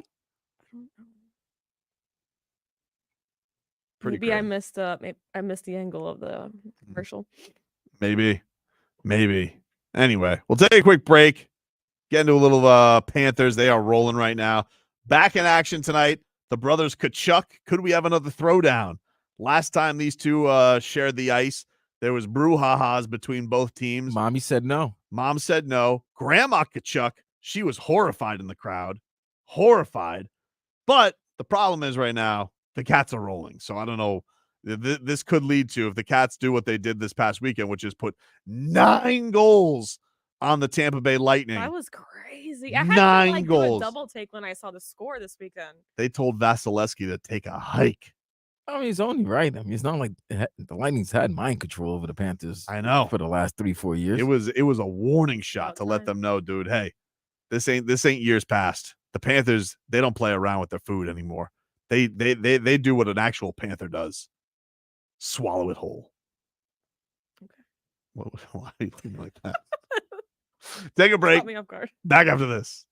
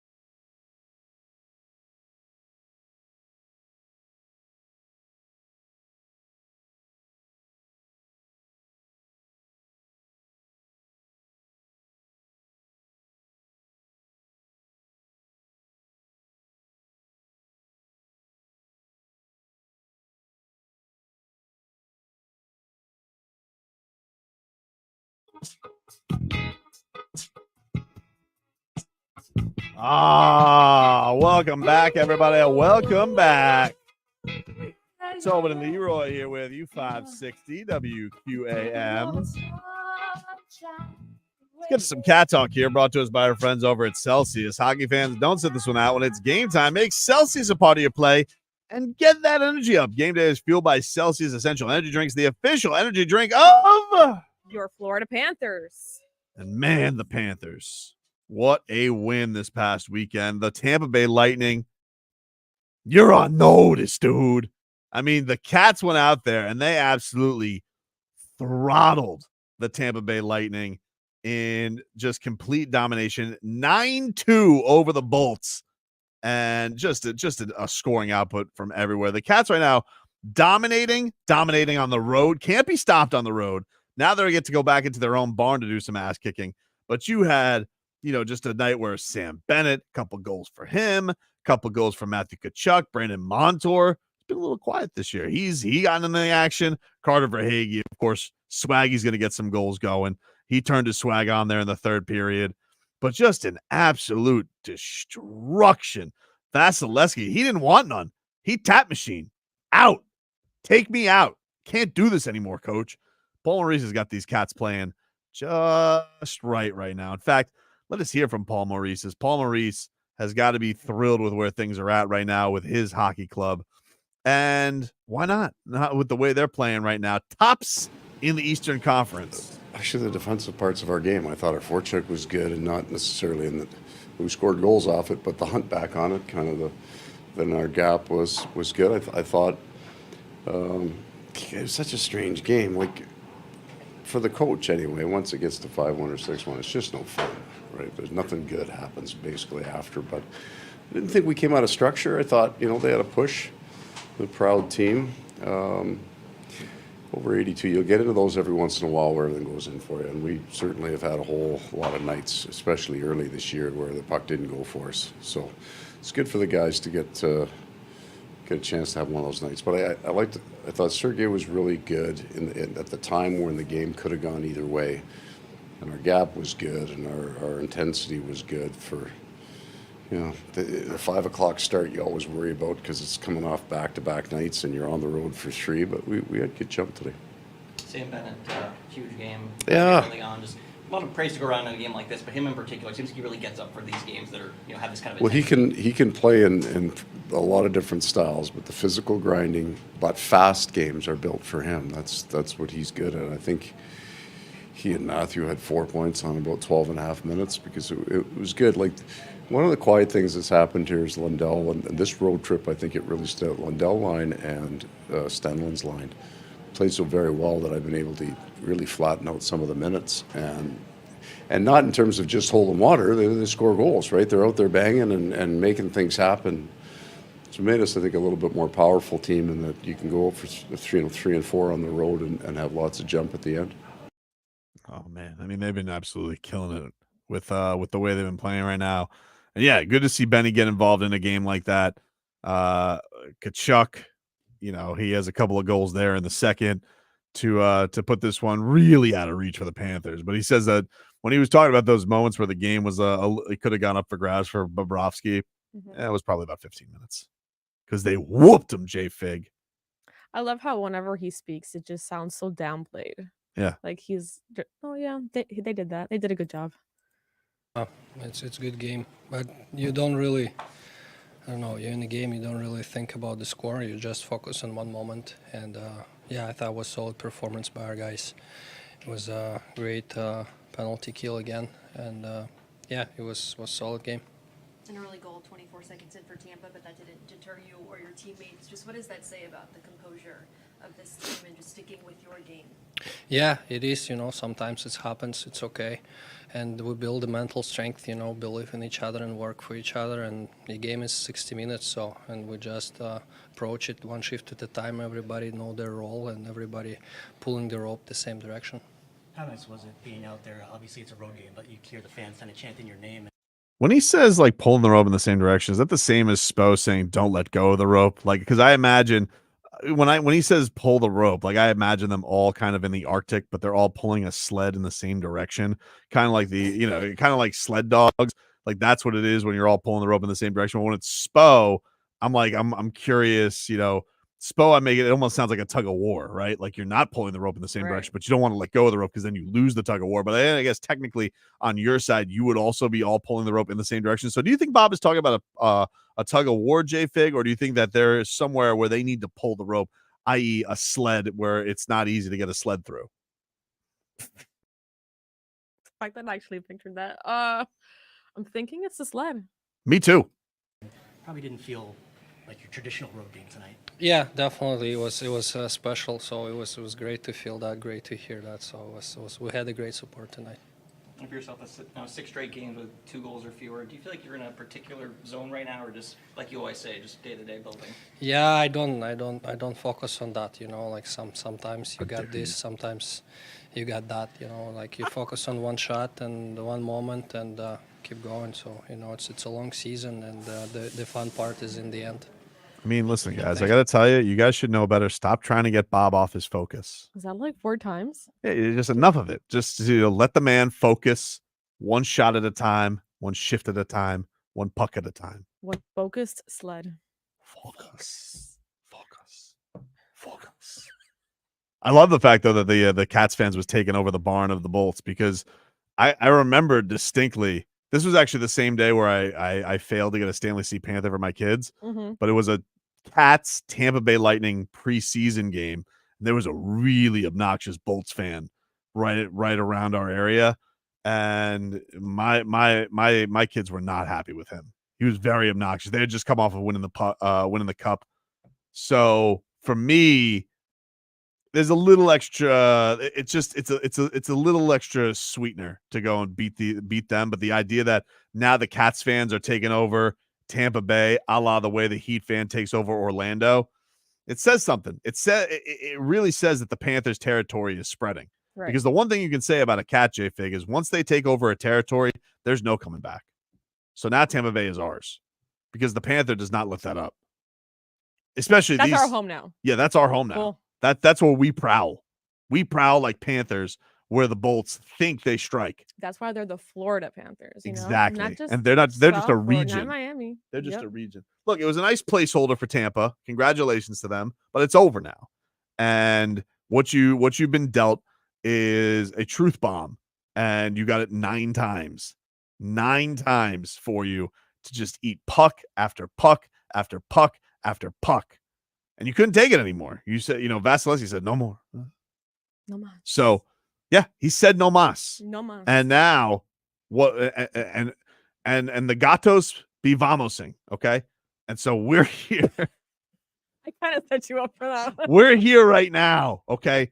This is the Panthers' time, not the Tampa Bay Lightning time anymore. No. It's over, dude. And March 16, when they're in our territory. I'm ready. Tell them, JFig. I'm ready, and I'm going to be there front and center. Tell them. You're not like that. So tonight, we show who the true Tkachuk is. Once again, all right? We take Grandma Tkachuk out to a nice breakfast, okay? Say, Grandma, I'm sorry for what happens here tonight. I can't help, and she's going to be like, Matthew, please don't, be nice to your brother. And I don't know why I have her sounding like that. But the point is, the point is, Brady doesn't know what's coming for him. Is he playing tonight? Hockey players don't get hurt. No. If he doesn't show up tonight, that says something. I don't know what it says, but it says something. But I know right now we have a Cats team that cannot be stopped. They have been unbelievable, and it's been a beautiful thing to see. Lighting every team up. Doesn't matter who they put between the pipes. Could be Stolars, could be Bobrovsky. They're stopping every damn puck. You got stars of the week all over the place. Tkachuk, Bobrovsky, they are playing some A1 hockey. And let me tell you something, Boston, okay? You think you're a little cute with your 1 point up. We have a game in hand, okay? We have a game in hand. So that technically makes us the leaders. We've chosen not to lead right now. So you could sit there and you could hope and you can pray, but you know what it is, okay? The Florida Panthers are right down your necks, and you could sit here with your Chowder and your O'Keefes and your O'Malleys and your O'Sullivans and your O'Nos. The Cats are coming, all right? Boston already knows this. It's inevitable. What Paul Maurice has put together is a Panthers team that cannot and shall not be stopped. Too many weapons, too many options. Rhino, Tkachuk. Barkov doesn't even want to score, okay? Barkov's sitting here. He goes, scoring is for suckers. You know what I'm going to do? I'm setting everybody up. I'm going to have the best defensive year of my life, okay? I'm going to destroy fools. And I'm going to be a silent assassin. One, because I'm really quiet and I don't say a lot. The other thing is because I now have all of these weapons out here that I could set up for success. I choose when I want to score, which I already didn't like scoring as it was. It was like making Alexander Barkov score is like feeding a baby vegetables. He hates it. But if you talk about setting up your teammates, whew, that's his playpen. I could sit Alexander Barkov in a playpen right now of him just setting up his teammates, and it'd be more effective than showing a baby Bluey. That's how much he loves that JFig. So this Panthers team has it all set up for them right now. All set up for them right now. And they're just taking off enemy after enemy. They have neutered the Tampa Bay Lightning. Right now, there's the Tampa Bay static electricity shock. Bums barely could you know what the Lightning are right now? Remember when you would have that school experiment back in the day where you had to light up a potato? Yep. That's what they are right now. That's about as little, like a little crank of lighting up a little light bulb. That's the Tampa Bay Lightning right now. Like if you were to put their watts, it would be very low. Low energy Tampa Bay Lightning. Bums. Maybe they just need some Celsius. No, that's mine. That's ours. Anyway. Hey, I want to tell you guys about something. We had the guys here from Mundo Boxing here earlier, and I want to let you know Mundo Boxing Promotions presents Rodeo Rumble Boxing at Tropical Park Equestrian Center in Miami. Witness 2 thrilling title fights, the clash for the 175 IBO title, also an adrenaline-pumping IBO World Youth title at 122 pounds. We are turning up the heat with entertainment, even for non-boxing fans. I'm trying to convince JFig. I'm like, hey, we got a mechanical bull. There's going to be rodeo gear there, JFig. Barbecue, rodeo spirit, mouth-watering barbecue delights. I might have to go with this. I gotta be honest with you. I love. Council, what are you have going on?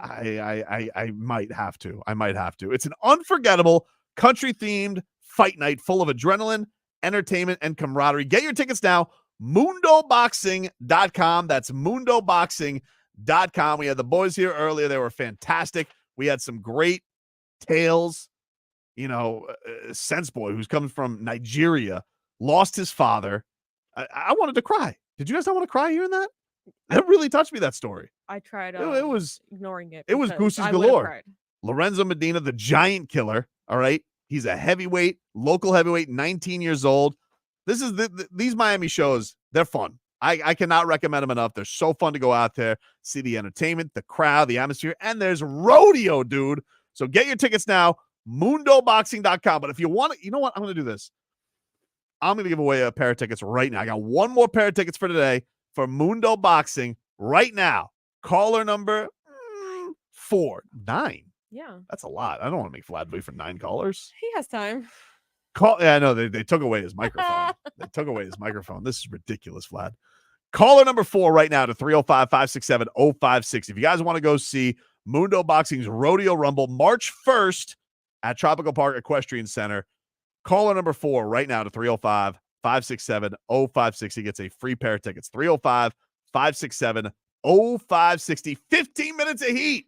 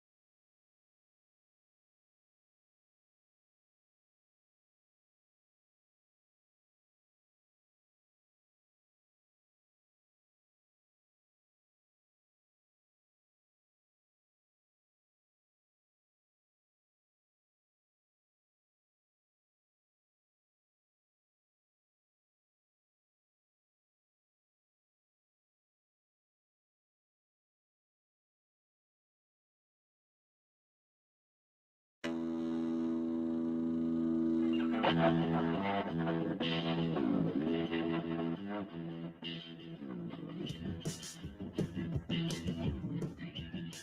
right, welcome back, everybody. Tobin and Leroy here with you. Take you guys up until 2 o'clock here. 15 minutes of heat.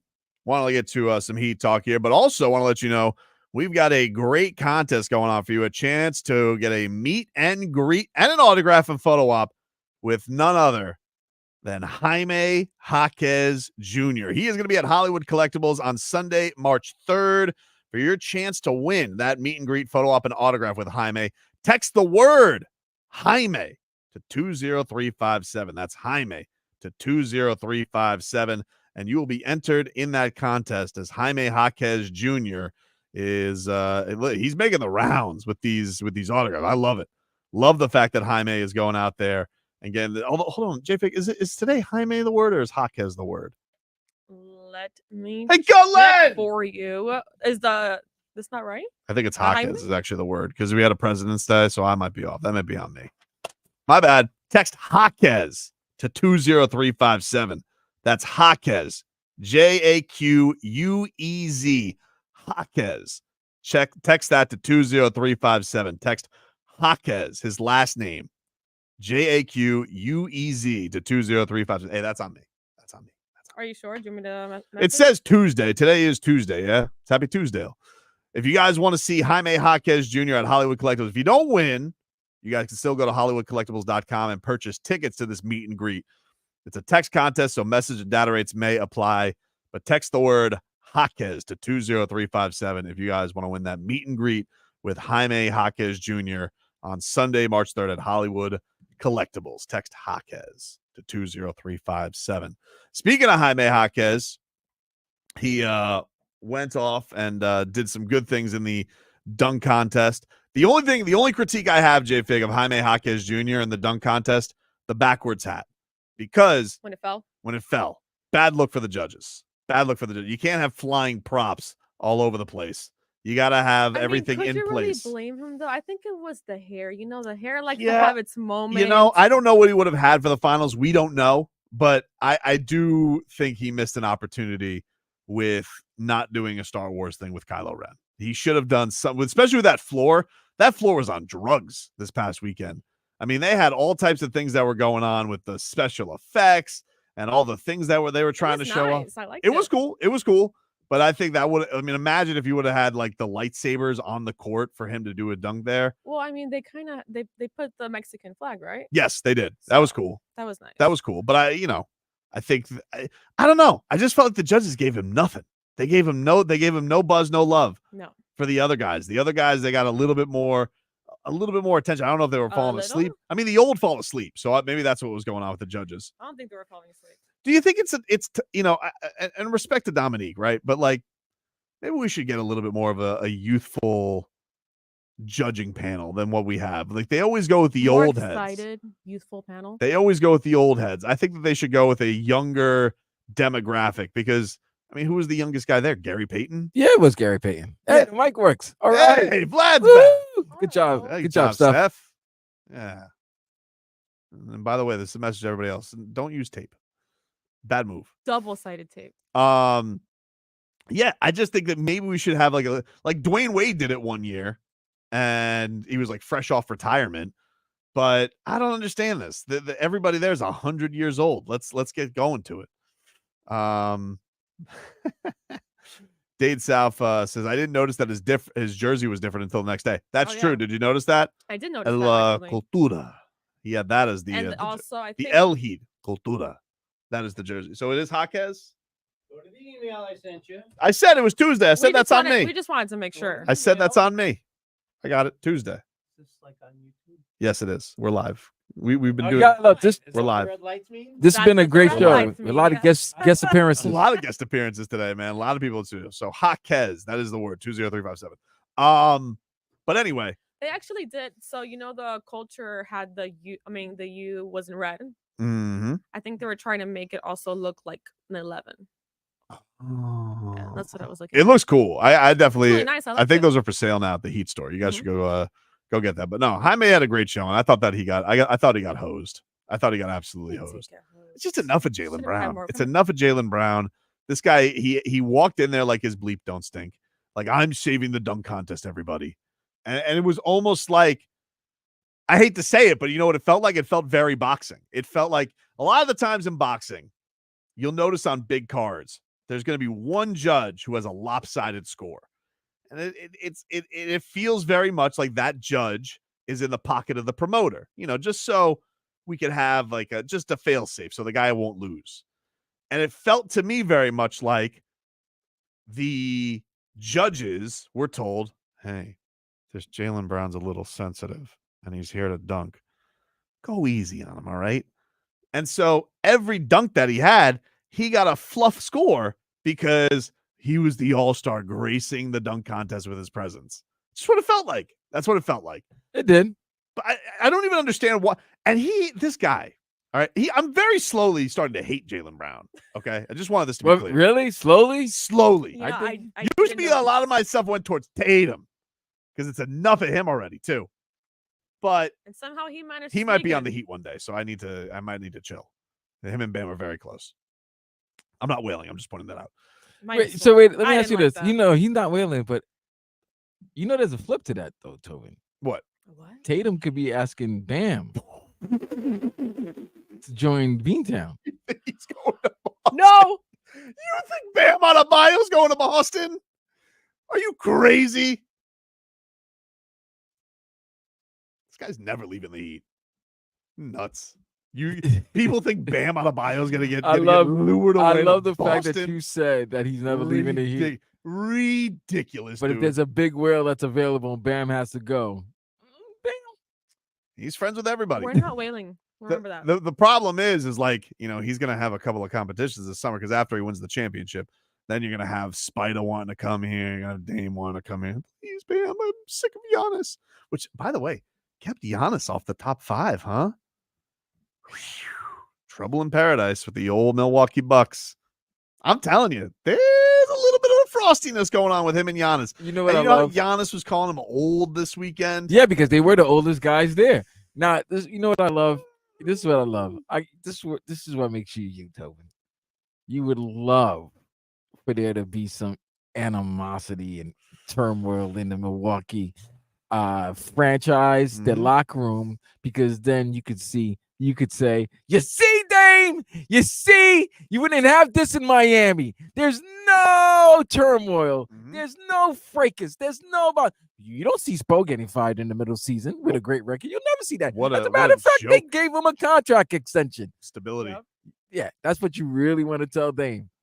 Well, I don't have to tell him anything. He can use his eyes. I'm sure him and Bam have already had that conversation over empanadas while they were in Indiana. I'm sure that already happened. But he has a better record than Bam right now. Does he? I mean, like by 3 games, dude. It's very close. It's very close. That East is bunched up. Hey, you're right there too. You're right. But I don't have a secret like vigor towards Dame Lillard like you guys have. Well, it's not a secret. I mean, he wanted to be here. He wanted to be. You know who also wanted to be here initially and didn't get to come here? Oh. Jimmy Butler. Had to do a little pit stop in Philadelphia first. And then when he had his choice, boom, right down here. So you think that's what's going to happen with Dame? I don't know what's going to happen, Vlad, because they were talking. They were talking in the All-Star break. It's very interesting. It's very interesting. With empanadas on. I'm starting to think that very interesting means. I'm sorry. What does that mean? Sounds like Will.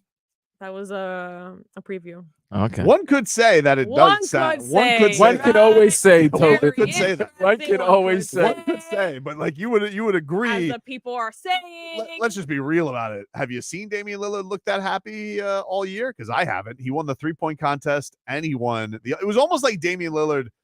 This is just me.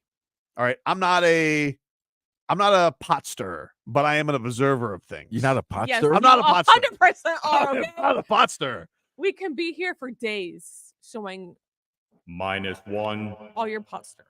Okay. JFig. What's up? Wouldn't you find it interesting? All right, if Damian Lillard, who the Bucks fans are calling washed every other night, you want to call him washed? I mean, his numbers are his numbers. He hasn't looked happy. And why would you? Milwaukee sucks, right? It's cold. He's divorced, you know. Glorilla's trying to make a move on him. Who is this Glorilla? Glorilla is a hip hop artist. How do you say it again? Glorilla. Instead of saying Glorilla? the animal, you just Glorilla. Yep. Yes, she what did she say, Vlad? Well, Glorilla it's made she's come out with songs and stuff like that. She's happening, whatever. But a lot of NBA athletes have been rapping her words. Last week, LeBron James, before working out, was rapping her song, which made a lot of people. That blew her up? Yeah, that blew her up. And then after she saw what Dame did this past weekend, she said, and I'm gonna say it clean. There's a deleted post actually. Yeah. about this. Well, no. She goes and says, "Oh, she deleted it." Well, she goes, "Who man is this? Because he's gonna be mine." But I want him. I want him. Wow. And then there was another post that she sent. Because it was an interesting thing. Because Bam this weekend, I had never heard of Glorilla either, and then Never heard of her. Bam, he had put on there.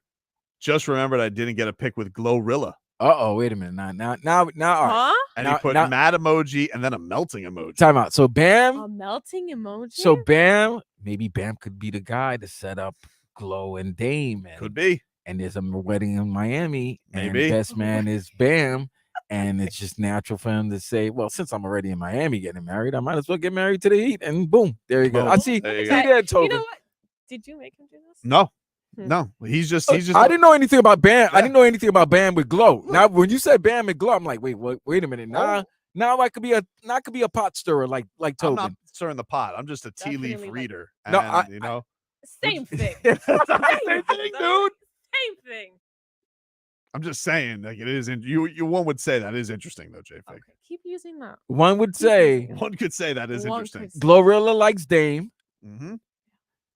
Dame's best friend is Bam. Yep. Bam says, I didn't get a picture with Glorilla. Yep. And then Glorilla texts, I want Dame. Wow. It's like it's. I want him. Look at that.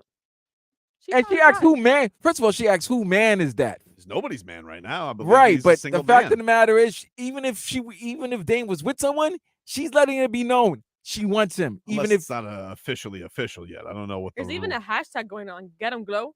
Wow. Oh wow. Get him, that's Glow. official. Maybe for the next Heat Bucks game during the playoffs, we bring Glorilla. Sit her courtside. Mm-hmm. Right in those DJ Khaled seats. And then Khaled and Glorilla can do a single together. Boom. Tell See? Dame all we do is win, win, win. Yeah, 2 birds, 1 stone, dude. I'm just trying to make things happen. I'm trying to make dreams happen. I see down it. Here. I see it. But the number one thing we have to realize, JFig, is it is interesting how much Damian Lillard seemed to enjoy being around Bam Adebayo still. He was happy. And how much he seems to really dislike Giannis Antetokounmpo. Well, time out. You know he was around Giannis as well. Yeah, but did he look like he enjoyed it? That's the thing you got to realize, dude. Talking about they're all among other all-stars. They're friends. They're hamming it up, man. This is a cool time for them. Schmeeth and Schmolnick says Dame wants to be coached by Sporilla. That's great. Yo, That's a point. Point for Twitcher. We'll get to the mixed bag coming on up, including an unhinged JJ Redick at Doc Rivers. That's next.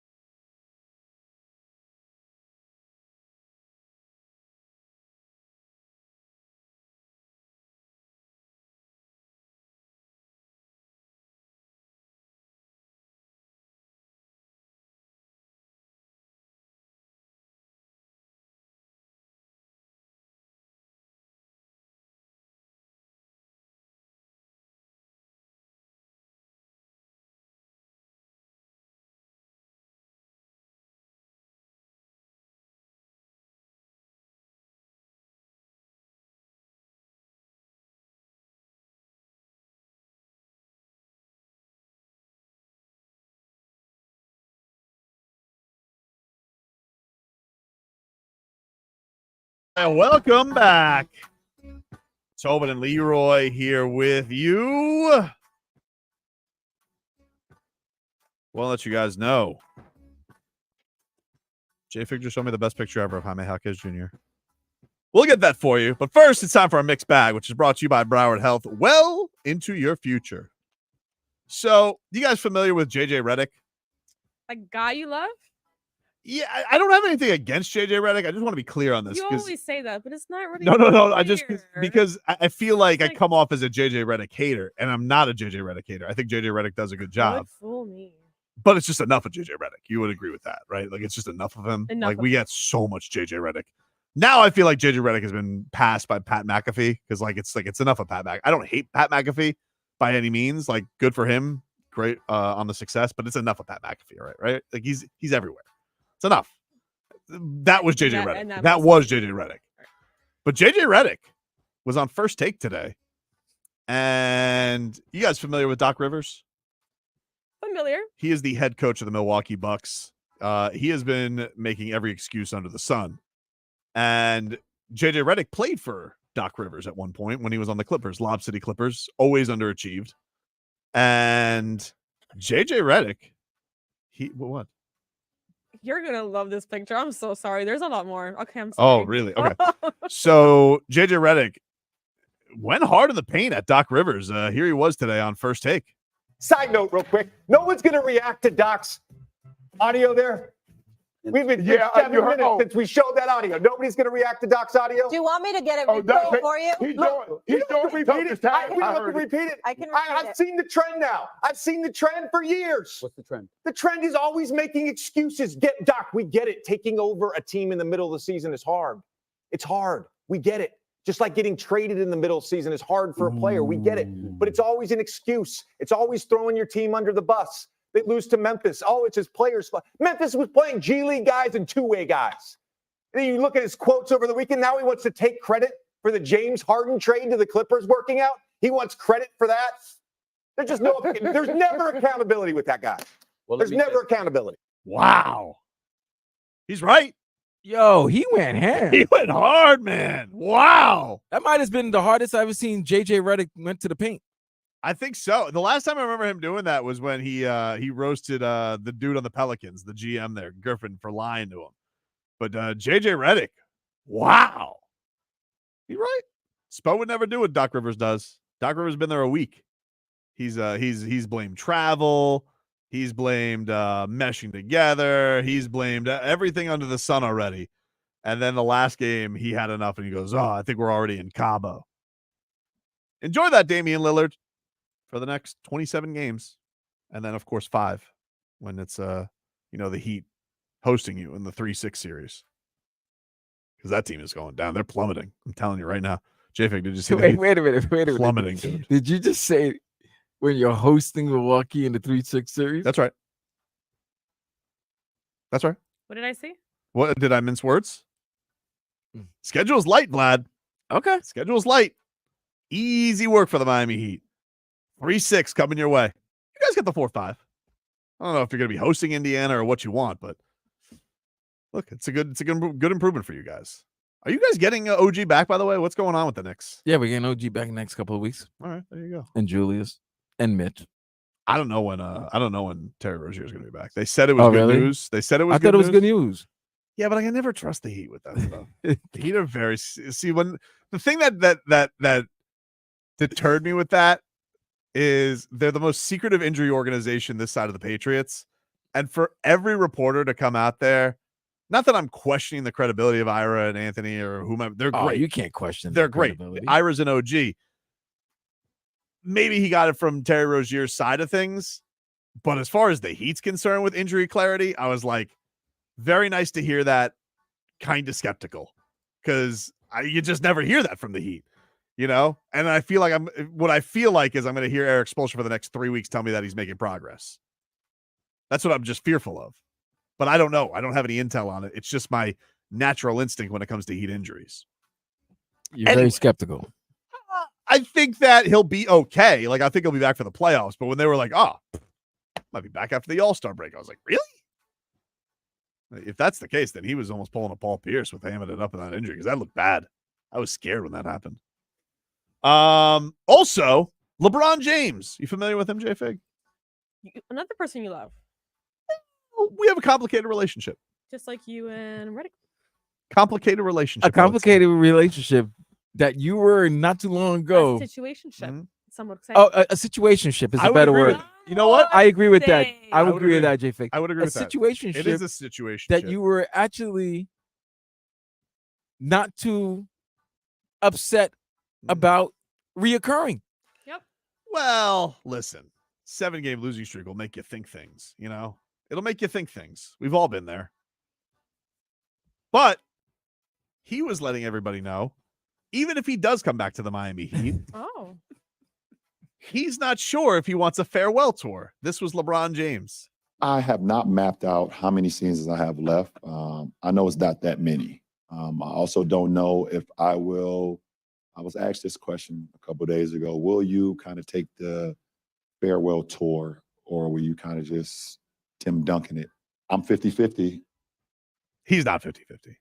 Let me just tell you something. If there's two people that I would say are more opposite in the way they've handled their basketball careers, they would be Tim Duncan and LeBron James. He's absolutely, it's going to be called like the final reign, or, you know, taking off the crown, or whatever you want to, dude. Even if that was the case, even if LeBron James thought to himself, I want to go peacefully, you don't think Phil Knight's calling him up right now and is like, hey, you don't think we're going to make a farewell tour out of your final season? Are you crazy? And then, but before he gets that call from Phil Knight, Adam Silver is giving him that call. Are you kidding me?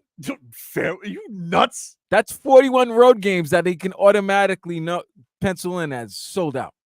I'm 50-50 on it. Yeah, 50-50 on like what should we do? Meet and greets after the game? I'm just, you know, imagine if they did LeBron James meet and greets after every road game. Oh my God. How much that would go for? I'm 50-50 on it. Right, so are you calling Cap? Cap.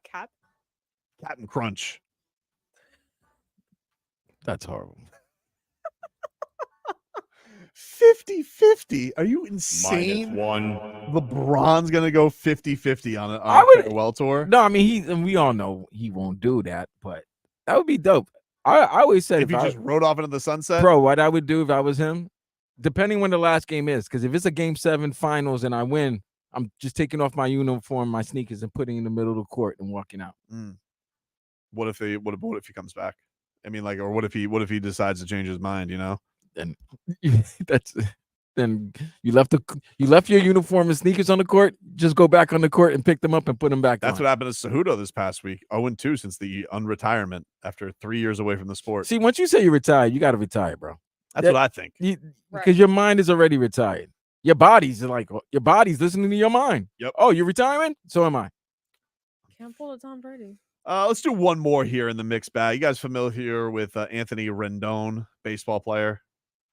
Well, he got some flack this weekend, JFig, because he said that baseball not really my priority. That's never been a top priority for me. This is a job, so I do this to make a living. My faith, my family come first before this job. So if those things come before it, I'm leaving. Is it a priority? Oh, it's a priority for sure. This is my job. I'm here, aren't I? Do you want to be? I don't want to talk to you guys at 7 a.m. or whatever time it is.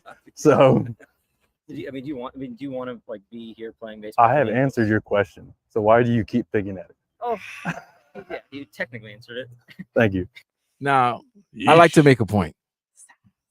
Yeah, you see that Seth. Now, that's because he's an intangible.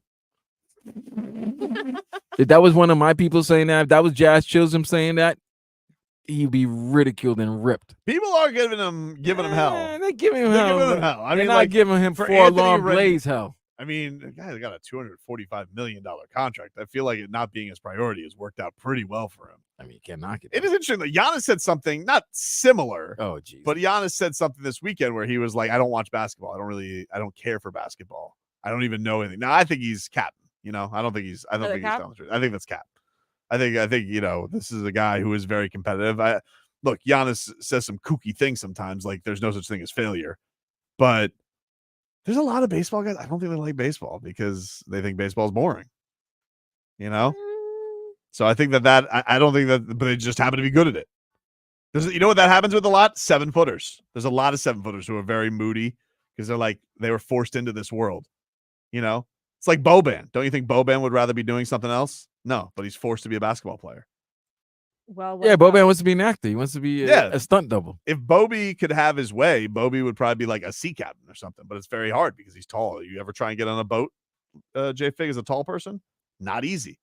How can you get down to the gully? He'll see birds, though. What about Nikola? He'd rather be doing other things. Nikola? Mm-hmm. Jovic or Jokic? Jokic. Yeah, you're right. He definitely would rather be on a. I was actually surprised to hear him say that he doesn't want to leave Denver. I think he just hates moving, unless it's back to Serbia. I mean, Denver's probably like a little Serbia to him. Probably with is. the snow and Do everything. you think the Serbian population has spiked with Jokic Absolutely. There's probably like a 30% increase in Serbian foreigners coming into Denver. If I was the Denver Nuggets, I would open up my own harness track for him, just to make whatever it is to make him. I wouldn't let him leave. I would never let him. I bring him fake snow. I buy him his own racetrack. Have his brothers, whatever his brothers want to do, let him. His only downfall is he's going to not be able to out recruit the Heat for Luka. It's a problem because we all saw how Bam and Luka were chumming it up too. There he goes. Luka was like, well, so you are wailing. No, I'm not. I'm just pointing out what happened this weekend. Okay. Did you also see anybody else that Bam spoke to? Donovan Mitchell, Jason Tatum. Tatum. Okay. But Luka's a new one. Of course, Tobin saw. That's a crazy question. Those are new, but see, like Bam talked to Embiid as well. He did. I didn't even see Embiid this week. Embiid He was there. Yeah, I wouldn't talk to him though. Because the only time Embiid's going to be here is if they trade Bam for Embiid, and I'm not allowing that. Oh, you're not allowing. No, I'm it. not allowing that. I'm not allowing that. Okay. I'm not allowing that. I didn't know your name was Brendan Aronson. Well, look, I'm just telling you right now, they're not trading Bam for Embiid. Embiid's been a porcelain, dude. No. Can't do it. No. Because, I mean, what else are you going to trade for Embiid? You know what I'm saying? Like, there's not going to be a Bam, Embiid, Jimmy Butler triumvirate. Wow, Bam can't play four. I mean, he could, technically. I think that would honestly be his dream. If he could play four, you have Joel who can hit the three. He could splash it in. Be a hell of a trio. But how do you make that trade happen? See, this is the thing. People get mad at me because I trade everybody. But you gotta admit this, J Fig. I'm not a Peter Pan when it comes to these trades. You got to give to get. You know, I'm not one of these people who's like, oh, I want to trade for LeBron James. Who do I have to give up? Oh, I have to give up, Jamal Cain. It's like, no, you got to give something to get something. That's why I brought up Jaime. I didn't want to do it, but I just threw it out there. You're just throwing this out right now because you know if Leroy was here, he would not let you finish that sentence. What do you mean? That's not fair. That's not fair. Why? Because I'm not doing anything wrong. You're always doing something wrong. No. You don't think it was a little interesting that Luka and Bam together? So let me ask you I cannot be hypocritical because I put it on my Instagram feed that. But wait a minute, guys. It was something, you know? So was it something when Luka was talking to Jokic? It's not nothing. But you know what? No, but this one was posted by Bam. It was posted by the Heat. They know what they're doing. Oh, the Heat posted it. That's right. It was the Heat too. It was the Heat. And then Bam reposted it. And I think he put Brate. No, he put something. What's Brate mean? Brother. Oh, did he say that? I don't Are you sure about that? You such a damn liar, bro. -1 for sass. You're such a damn liar. I'm like, wait a minute. I don't know the language, but that doesn't sound right. No, that's what it means. It does? Yeah. It's not there anymore. So I think he put Brate, but it's gone now. So I don't now you're making me question everything. No, I think he did put Brate. No. I think he did. I don't remember. What did Luka put? I don't know. Beer. Right now, Luka is in. Could you imagine Luka being a Heat player and then he's eating breakfast and he's drinking beer and Riles comes down and sees him drinking beer for breakfast? Well, look, theoretically, Luka wouldn't be going anywhere for a couple of years, right? I mean, who knows how many more years Riley has? Maybe the things loosen up under the Spo regime. You know? Maybe Spo can get a beer with Luka. I love how Leroy's asking me what size shirt I am. It I reminds love me- that. That means he's getting you a No, shirt. it just reminds me of the last time you guys were at Vegas. Oh, it kind of reminds me of the 3% shirts. 3%. All right, we'll take a quick break. Final hour coming on up. Back after this.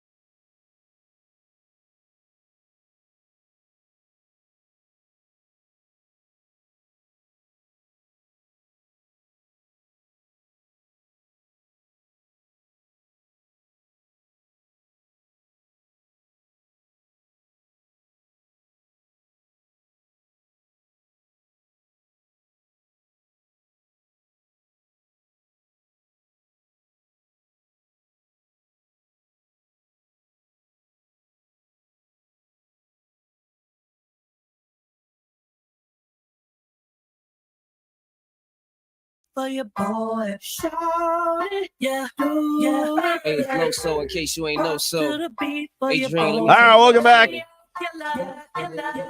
Tobin and Leroy. Is this Glorilla? Is this Glorilla? No, it's not Glorilla. It's Fabulous in the Dream. Why you set me up, JFig? I'm already trying to live to Bro, make, I can't play. make amends from Run It. I mean, Listen, to be honest, we cannot play We Glorilla. can't play one lyric from Glorilla. No.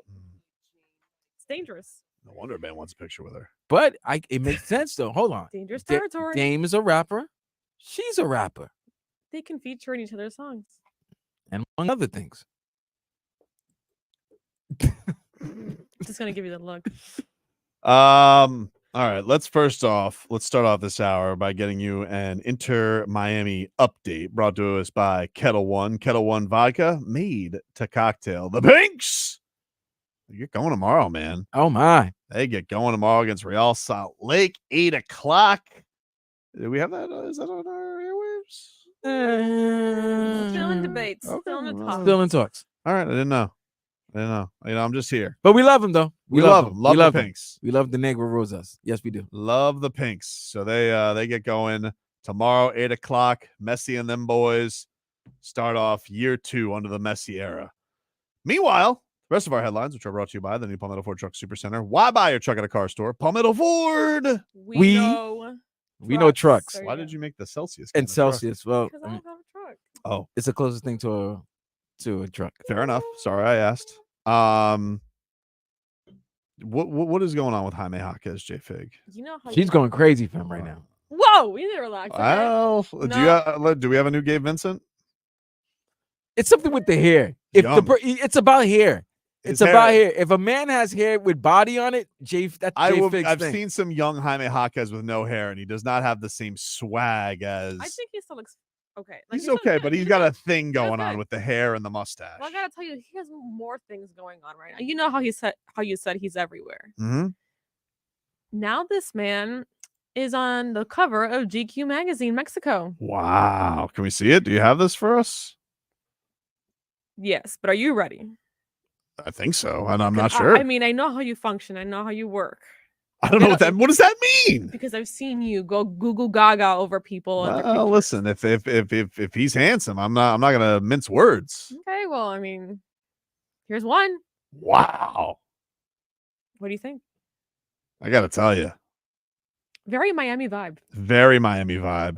I like it. He, first of all, how he gets on that flamingo. He's actually on a float mingo, which is funny. Oh. He is. That's an actual float mingo. Hey, yo. But how he gets on that without getting flawlessly. Yeah, without getting any of his. Do you think that's actually with water, or do you think they did that No, with like that's absolutely green screen? water. Absolutely. You water. sure? Yeah, you cannot fake that kind of water. What is he? And A wannabe the reflection. Johnny It's very Depp? nice. I mean, I don't know. He said he was asked who would play him in a movie, and he smartly said Adam Driver would play me in a movie. In the Jaime Jaquez story, but look, there's no lotion around him, is there? I don't know. Okay. I'm just saying he's got the chain. He somehow has really good. why he has formal wear on a float. I don't know, but I mean, he puts it together. Keeping it cash. He is keeping it cash. But you know what? Now that you bring that up, actually, how he's wearing that. What does the headline mean? Sube la temperatura en la NBA. The hot something with the temperature in the rising NBA. up. Wow, that is Temperature's rising up. rising up. It's getting steamy. Man. All right, I don't like this. Well, you know what? I don't even like Speaking this. of steamy, You know what? hold I don't on, like wait. this. Hey, Hold on. There's another picture. Oh, You there's ready? one more? Yeah. Hey, yo. This is the one that actually got me shook last segment. Okay. Okay. Wow. That's horrible. Oh my god. Yo. Man, that man. Hey yo. He is dripping wet. La temperatura. Literally. He's nips out. La temperatura. What does that mean? The temperature. That's the temperature rising. It's rising. Vlad. It's rising. So you're saying So why is his? Suffice to say, Gabe Vincent's been replaced. It looks frozen. Nah. I don't know. Oh no! All she Well, has, it prob- well, listen, no, if he's- all if Jaime he's- has to do, all Jaime has to do, is braid his hair. It's Rap City. If he braids his hair, You think Jay- that that's it. that knocks him off the pedestal? That's it. Why not? Jay Fig's gonna. That's it. because that's why she loves Gabe. Gabe's hair was twisted. It was. That's it. I don't know. Do you like whose hair do you like better? Do you like Gabe Vincent's hair better, or do you like? Don't put me in that Jaime position. Jaquez? Why I am not? putting you in that I'm not. position. We're not putting you in any position. Just asking you a question of your opinion. You can't put both of them in the same category. I'm sorry. Why not?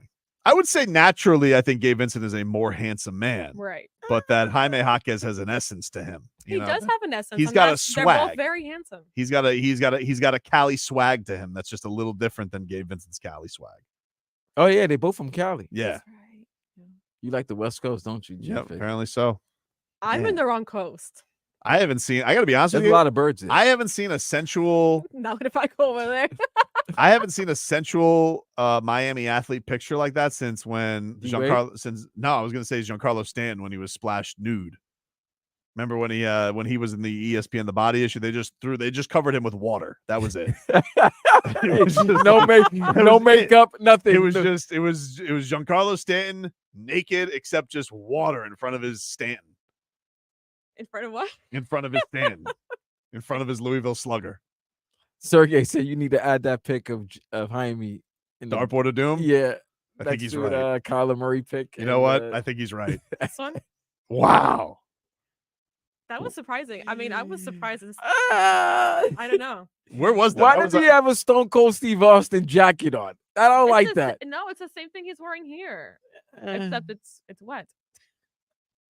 I don't like it. I don't like. You could take better poses. I don't like Man. it. Where did you find that? Where was the other picture? GQ Mexico, right? No, I know, but where was I this? just put his name on Google and it came out. That's nasty. That's nasty. If you just type somebody's name, those are the first things I posted. Well, I mean, why wouldn't it be? I don't know. GQ How is that Mexico. nasty?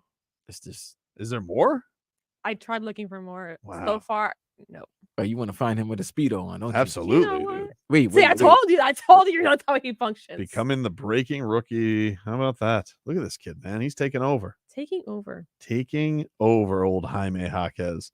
It is funny though. GQ, they're like, listen, we'll do an interview with you, but you're gonna have to do some crazy stuff.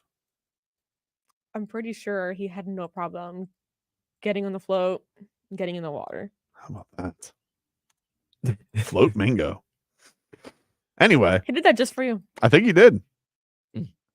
I lost my train of thought. I don't even know. I had something else to get to here. Exactly. Can't even focus. Jaime Jaquez sensually laying on a flamingo. You're captivated by Jaime, aren't you? Who's not? Look at him. I Not had to me. show him. I'm not. GQ Mexico, dude. You're gonna get a subscription now, aren't you? Of course. He's gonna buy it. Jaime Jaquez Jr. Killing it. On a flamingo. Sergey Bobrovsky says Yurt's Yurt's feelings are gonna be hurt now. Maybe so. Yeah, Shmita said Jaime's a born again Antonio Banderas. I see it. I see it. You're also cheating on Yurt. Look, I was a big fan of because you know why I respect Omer Yurtseven, aka Omer No Shirtseven. He made his own fashion pictures. That dude went out to Wynwood on off days and he was just like leaning up on some murals. So he was doing it himself. Omer Yurtseven looks at this. Maybe there's GQ Turkey he can get a picture on. How many versions of GQ are there? I don't know. I mean, Mexico. I don't know. I don't know. You think this is gonna be like one of the most brought issues ever? I want to have can we call the people at GQ? Can we get a cover for the studio? I would love a blown up picture of this. Do you want it? Right Wherever. behind you. Right behind you. Yeah, right behind us. Okay. Can we reach out? We can make this happen. Can we reach out to the people? So you want a picture of Jaime Yep. in the pool on a flamingo with his hand near his genitals, right behind you. Whoa. I mean, his hand has to go somewhere, Vlad. Otherwise, it's going to go where? On the flamingo wing? They're floating. They're, I mean, they're not there. It looks like. See, here's the thing: if he's at a pool, like let's say he shot this in like January, all right. If he shot this in January, it might be a little bit nippy in that pool. That's why he's like that. Is that why you're staring at them? How could you not? I mean, think I was he's- looking at the hair too. Yeah, he looked like he started growing chest hair. No. The hair, like his hair, wet looks nice. I mean, it's like this all the time. He sweats. He plays basketball. True. Mm-hmm. I mean, Jaime is look, and this is why, ladies and gentlemen, you want to go to Hollywood Collectibles. Jaime Jaquez Jr. Yo, Date Soft's the best, man. Jaime Jaquez Jr. is going to be at Hollywood Collectibles coming up on March 3rd, Sunday, March 3rd. If you guys want to win a photo op, listen, If he wears this at the photo op. if Jaime wears the GQ, that's good. Jaime Jaquez Jr., if you guys want to go see him at Hollywood Collectibles March 3rd, text the word Jaquez to 20357. That's Jaquez to 20357. And you guys could win your way in to meet and greet Jaime Jaquez and get a photo and an autograph. If you don't win, but you still want to go, purchase your tickets, HollywoodCollectibles.com. It's a text contest. Message and data rates may apply, but if you want to win, text the word Jaquez to 20357. Back after this.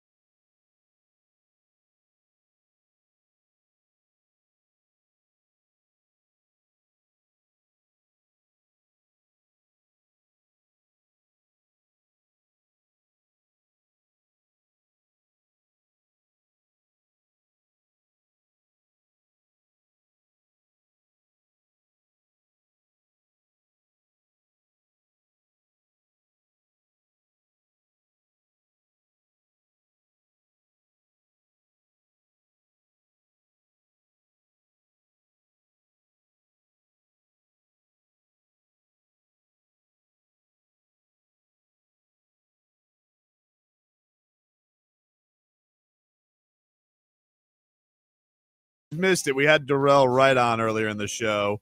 His brother Delon Wright, which, by the way, I'm very excited about that signing. I think that's a good signing for the Miami Heat. Need a good defending guard, especially if you're not going to have Jay Rich is, that shoulder looked really bad. And, you have to go up against a Damian Lillard in a series or Jalen Brunson, who toasted the Heat the last time around. You're going to need some bodies to throw at him. So I think his per 36 with stealing the basketball is unbelievably off the charts. So I think he's going to fit right in. Obviously, the Heat have familiarity with the Wright family. So that's what we got to coming your way before the end of today's show. You don't like it? Tough Nuggets. I don't know what to tell you. RVA Richie. The interview shirts. I don't like them. Tough. That's tough. Boo-hoo. Boo-hoo. Sat down with Dorell Wright, and he had time yesterday, and you guys don't like it? Oh, they were funny. They're like, wow, Tobin must. Well, that's what it is. You guys want a visual show? I could take the cameras away. Schmeathen. Speaking of cameras, Jimmy Butler. This is some good news. A little good news. Jimmy Butler is back to posting on Instagram. What is he posting? He is posting himself training. He's getting. It looks like he's getting ready and revved up back for the season. Jimmy Butler has been pretty. Obviously, he's been away from the team. He took a leave of absence because of a death in the family. And Jimmy puts up his songs. JFig. He puts up his songs every day. And he went sad version with the songs today because we went. I mean, it's totally understandable. He went. I'll Be Missing You by Puff Daddy. Oh. So sad. Then he went Young, Wild, and Free with Snoop and Wiz. Oh man, this is. And then he went Changes by Tupac. Oh man. So I want to give him a hug. Yeah, I know. If he plays that song with Wiz Khalifa and that other guy at the end of Fast and Furious, that's it. I'm tearing. But Jimmy is back working out on Instagram. So that's good news because the Heat will be back in action on Friday night in New Orleans. Appears like Jimmy Butler is trying to make his way back and be back with the team. I would guess. I'm assuming, but I think it's a fair assumption that if he is back posting all of his workout videos, that this is a man who is looking to get back to the court, and we'll have that going. So Jimmy Butler, or he's trying to also go behind Jaquez with pictures. Oh, you think that he's jealous of Jaime? Can't rule it out. By the way, my favorite new commercial is Jimmy and Jaime. The hotels.com? Yeah, hotels.com. They're funny, man. Sniffing the coffee like it's a great move. They were sipping the coffee like it was, cocaine. But nonetheless, Jaime looking at Jimmy, looking at him like, yo, what's wrong with this crazy guy sniffing coffee? That was funny as hell. It's it's a great ad. Now we got some news that on Instagram that's not so great. Uh-oh. And this is in regards to Xavien Howard. Now, Xavien Howard, I don't know what's going to happen with him, but because it feels like Xavien Howard's Dolphin days have been numbered for many years. Like it always feels like, this is the year Xavien Howard's not going to be with the Dolphins. And then they can't get rid of him because Byron Jones's knee doesn't work or body doesn't work. And so they look like they've been trying to get rid of Xavien Howard for a while, but this may finally be the year. Xavien Howard posted on Instagram, JFig, a video. Mm-hmm. It's a video of Usher talking about like you have to go. I'll play the video for you here, but this is this is what the kids like to call a cryptic post because it doesn't have to be something that's about him, but it could. One could deduce that it is about his situation. So this is what Xavien Howard had posted. Sometimes you got to leave. Sometimes you have to go away from home in order to be truly valued and appreciated and maybe find yourself. I mean, sometimes in the wilderness, you'll find something valuable and you come back and you can really enjoy it. Yo, fam, you 30. He's too old to be IG posting? Fam, no, it's not that you're going to look something to find it. Bro. You just think you are what you are? Yeah, you are who you are. You're not going to change. You can leave. Fine. You want to leave Miami? Fine. I get it. But what you expecting from in the greener pastures in that free agent market might not be what you want to hear. I could see somebody, if somebody was desperate, Vlad, and they need corner help, like could they throw him a Dorell Rivas? Maybe not that much money, but could they throw him a fat 1-year deal instead of him taking a pay cut to stay here? I could see it. if he's gonna get a 1-year deal, fine. But then now you're a mercenary now. Yeah. But So- but his Dolphins career is kind of etched. He's done everything there is to do. They have Jalen Ramsey. I mean, I got to think that they bringing in this new defense coordinator. Part of the plan is to get this Cam Smith some playing time. Now, I don't know how comfortable everybody feels if a kid going from 0 playing time to starting. Or Marlon Humphrey, who might be let go by the Ravens. This is from Barry Jackson. It says an NFL associate of Xavien Howard, and he puts in parentheses, someone who has a relationship with him but does not work for him, so I guess not his agent, said his sense is that Howard is very much open to outside options and would be reluctant to take a big pay cut to remain here, but couldn't say with certainty what he would do if asked to take a small pay cut. So time out. You don't want to take a pay cut. Small pay cut. No, you want to take a large pay cut, but you're willing to test the free agent market and have these people tell you what they really think of you. Yeah. Because at least the team that gave you the largest contract for a cornerback prior and have a great deal of knowledge on you probably does want you back because of what you've done for this team, but they don't want to pay you the amount of money that you assume you should be getting. Barry also writes, by the way, he says, a source of direct knowledge said to this point, the Dolphins have not informed Xavien Howard whether they are keeping him and have not asked him to take a pay cut. Howard missed the final regular season game and the playoff game with a sprained foot. He was banged up with a lot of stuff. Yeah, but I wouldn't test the market because you know what? If you look at the job that Kansas City did, drafting those corners, people want to get young corners and develop them and have them under their tutelage for the 4 or 5 years and then pay them the contract. I don't think at 30 years old he's going to be getting the type of money that he assumes. No, he needs a situation where, like, if he is asked to go and he says, hey, just cut me, or trade me somewhere else, he needs to go to a situation that either somebody wants him because they like his ball hawk skills and they think that he's, great with getting interceptions, but like, dude will get roasty toasty. I mean, and if anybody's going to get picked on in the secondary, it's going to be him. I mean, we see this. Teams do pick on him, but part of the beauty of Xavien Howard when he's at his best, which does look like it's a little behind him, is he can make plays on the ball. He can turn the ball over. Question is, does he still have that gear in him? And I don't know. And especially when you have Jalen Ramsey, and Ramsey's going to be the feature guy they have all over the place. And it was very noticeable that Anthony Weaver comes into the press conference. He mentioned the damn whole roster. Didn't mention Xavien Howard, a guy who's, right. He mentioned, I would love to coach Christian. You know, he mentioned Christian. He knows Christian's money situation, contract situation. Didn't mention X at all. Nope. So what is this? And I would get it if you're the Dolphins. You're like, hey, we did this once already with Xavien Howard where he made a big stink, made a big public showing of it, and he got his money. Good for him. He got his money and he was taken care of. Now it's finally time to say goodbye. We have a better player in Jalen Ramsey.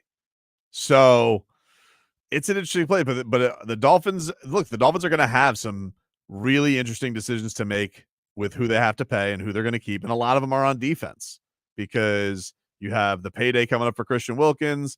You have to figure out what you're going to do with your linebacker spot. You're going to keep Jerome Baker around. Do you give an extension to Javon Holland already? These are all things that the Dolphins are going to have to figure out. Offense, I mean, pretty much everything's solidified, I would say, other than the offensive line, which can be a big one. But I could also see them just going in the direction of drafting somebody new. Everybody's fawning over this center from Oregon. I don't even know if he's going to be there. Jackson Powers, I think is his name. He's got a great name for a center. I mean, and he looks like a center. And that Connor Williams, he was already trying to hold out going into last year, and then he got hurt, torn ACL. That's the other thing is a lot of these guys that the Dolphins have questions about, they're coming off of injuries. So not many healthy bodies all over the place with some of the guys who were questioning. But they did post today, because I think today is the opening day for franchise tag, which is such an odd thing because I don't feel like anybody ever immediately gets tagged. This is basically you could start, I guess, negotiating again, and then if it doesn't work, then you put the tag on them on the deadline day. But they did best destinations for free agents on the NFL page today for Christian Wilkins.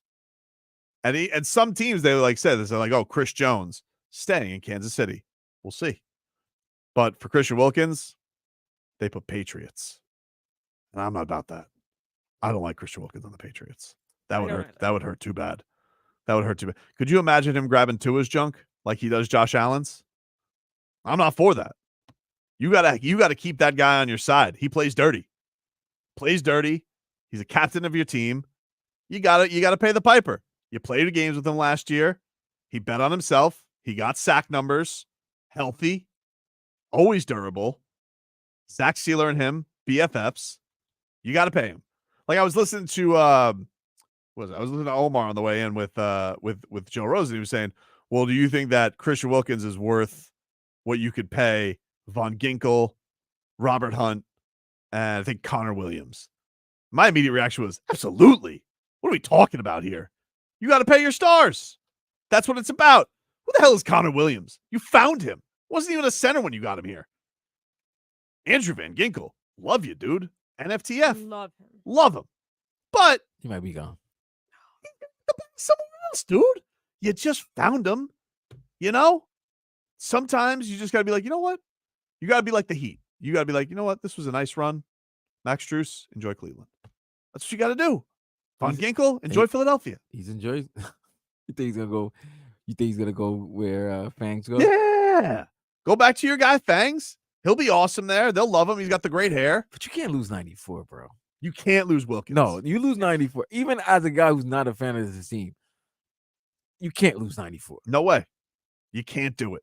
You can't do it. That would be a slap to the fan base, and teammates would have to look at that. He's been nothing but loyal and done everything for this organization. Dade South. Apologize, Dade South. He says Tankathon has Miami drafting Leonard Taylor III in the second round, who could replace Wilkins. I wouldn't be mad at that. You can't replace him, dude. Like you got to go into now. Look, there's not a lot of places I would be mad at the Dolphins going to draft. I think they for sure gonna. It feels like line is definitely the place they would go in the first round. Mike McDaniel's first round pick, by the way. He is the first 2 years he did not have a first round pick. So I am very curious. I'm starting to peruse the mock drafts. Oh, it's that time right now. It's that time. It's that time. It's that time. You need 2 weeks off, and then you start looking into the mock drafts, the possible free agencies, the free agents who will be available. Because we're only a month away from the new NFL season beginning. Oh, it never stops. They're going to start spending the free agent money willy-nilly, and we're going to get crazy. But every mock draft that I see, it basically has the Dolphins taking a lineman somewhere in that for either the center from Oregon. There's some dude from Washington who's like a left tackle. I'm not like into the tape with these yet. That's what I have Robbie the Degenerate for. So he's gonna dissect the tape for me. But for right now, you know, just a Dolphins team next year and a Dolphins defense that doesn't have Christian Wilkins, with Jalen Phillips off an injury, Bradley Chubb off an injury, a lot of guys. No Xavien Howard. You're gonna let that guy walk out the door when you bring in this Anthony Weaver, a defensive line guy, and you're gonna be like, hey, by the way, no Christian Wilkins. Sorry. So let me ask you a question. If you have no Christian Wilkins, no Ginks. Yep. X gotta go away. And you have Jalen Phillips and Bradley Chubb both coming off Achilles injuries. Not great, dude. And you still finished 10th last season in defense. Fangs parted ways, but however that nastiness ended, it ended. You giving Anthony Weaver, you giving him some leeway? Oh, am I giving him a pass if he stinks up the joint? Right. Or are you on him because he's inheriting a team that was 10th in defense last year? One of the few teams that was top 10 in both offense and defense. Huh. That's a good question. Because right now, I don't feel very forgiving in the mood of giving leeway. But he was much less of a diva than Fangs was. Because Fangs came in here and he was acting like he was God's gift to defense. I mean, you were top 5. Nah. I mean, he held you down last. He held it down, He but held like, it did down. he hold it down, or did Christian Wilkins hold it down? That's what I want to know. He told. Listen. Tired of this. Vic Fangio. I'm not gonna sit here and just kowtow to him and give him all this credit. The old curmudgeon that he was. But you're all about no, and we're not, as much as you tried, it didn't flow with the audience. It didn't flow. No, Bob and weave didn't players. flow. No, Bob and what weave. do you mean the didn't Bob flow. and weave? The Bob and weave defense? Yeah, they didn't flow. Why not? No, it didn't flow. It's gonna work, dude. No, People will be talking about it. Trust me. The Bob and weave is gonna stop people. They're not gonna know what hit them. No, that's what the Bob and weave is. We'll take a quick break. Dorell Wright, Miami Heat champion, former first-round pick. His brother Delon Wright has signed with the Miami Heat. We will talk many things Miami Heat with Dorell, the champ. Next. This hour.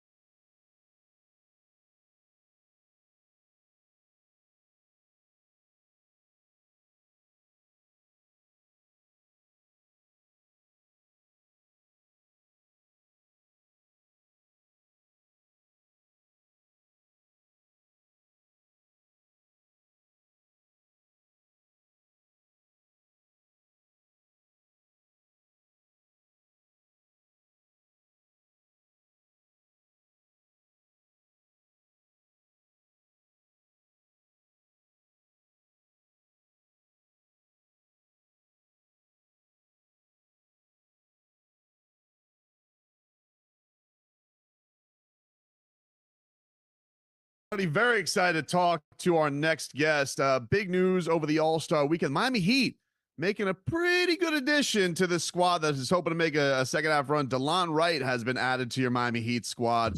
So we decided to go right to the family source. Big brother Dorell Wright joining us here. Former champion, former first-round pick of your Miami Heat. Dorell, thanks so much for the time, man. Really appreciate it. Yes, sir. Thanks for having me, man. I'm super excited. I bet you are, man. So first, did you know before everybody else knew? Did you know this was a possibility? How did the whole news go down for you with your brother signing with the Miami Heat? Yeah, it's pretty funny because Delon and I are 6 years apart. He was never able to hang out with me when he was younger, but as we grow older, we become very, very close and almost like best friends. So we talk almost every day. He keeps me in a loop with a lot of things. So I kind of knew before the whole family knew that it was a possibility. And it was just pretty cool because we share the same agent. So the agent texts me and everything like, yo, we're about to get it done, Delon to Miami. So that was pretty cool to kind of, know a little insight before it happened. Has to feel like a perfect fit. You obviously know what it's like to play in that organization, but him just so tenacious defensively, that feels like it's a match made in heaven. What do you think this is going to be like, Delon joining this Heat squad? Just like you mentioned, it's going to be a great fit. He is, a Miami Heat culture player, just the discipline, just understanding the tasks, being just a winner. He does winning things, a lot of things Delon does on the basketball court doesn't show up in the stat sheet. Deflections, communicating, being in the right places. So he is one of the perfect guards for, Eric Spoelstra and the Miami Heat, just because what he brings on both ends of the floor, man. So I'm really looking forward to it. And for years, I've been telling Delon, I can see you one day playing in Miami. And I'm just so happy that, it manifests and he's going to be there and he's going to help those guys try to get back to the finals. You mentioned he wasn't around too much. Did he have any time around the Heat organization when he was younger? Like, do you remember him getting to I don't know, shoot around on the court or anything like that? Do any of those memories come about? Oh yeah, for sure. Lots of memories when my fam used to come down and check on me because I was 18, 19 when I got to Miami, so the fam would come down and check on me.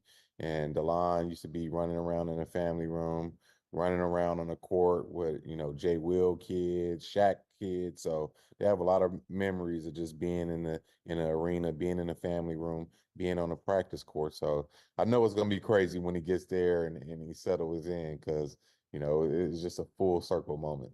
When you're speaking with him after this news goes down, becomes official, how excited is he just to get back in a playoff race? Washington's revamping some stuff. I imagine that's got to be rejuvenating in its own right, getting a chance to be in a team that's definitely going for some big goals.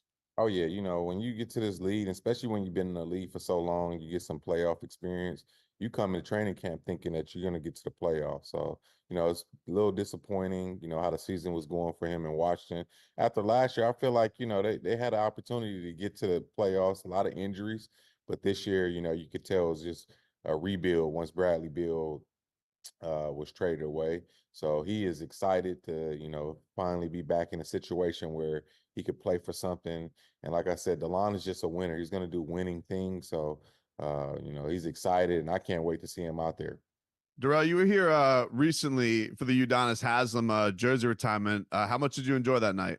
Oh, I loved it, man. Just to see the love that the city had for Udonis. We all know the mayor of Dade County, just spent his whole life in Florida except for 1 year, man. So just the love that he got from the organization, the fans, the family, the friends, man. It was a special moment being there, and I love being back. I didn't know they were gonna have us on the court and and showing us some love too. So whenever you get back and be able to be loved by the people that watch you grow up was always special.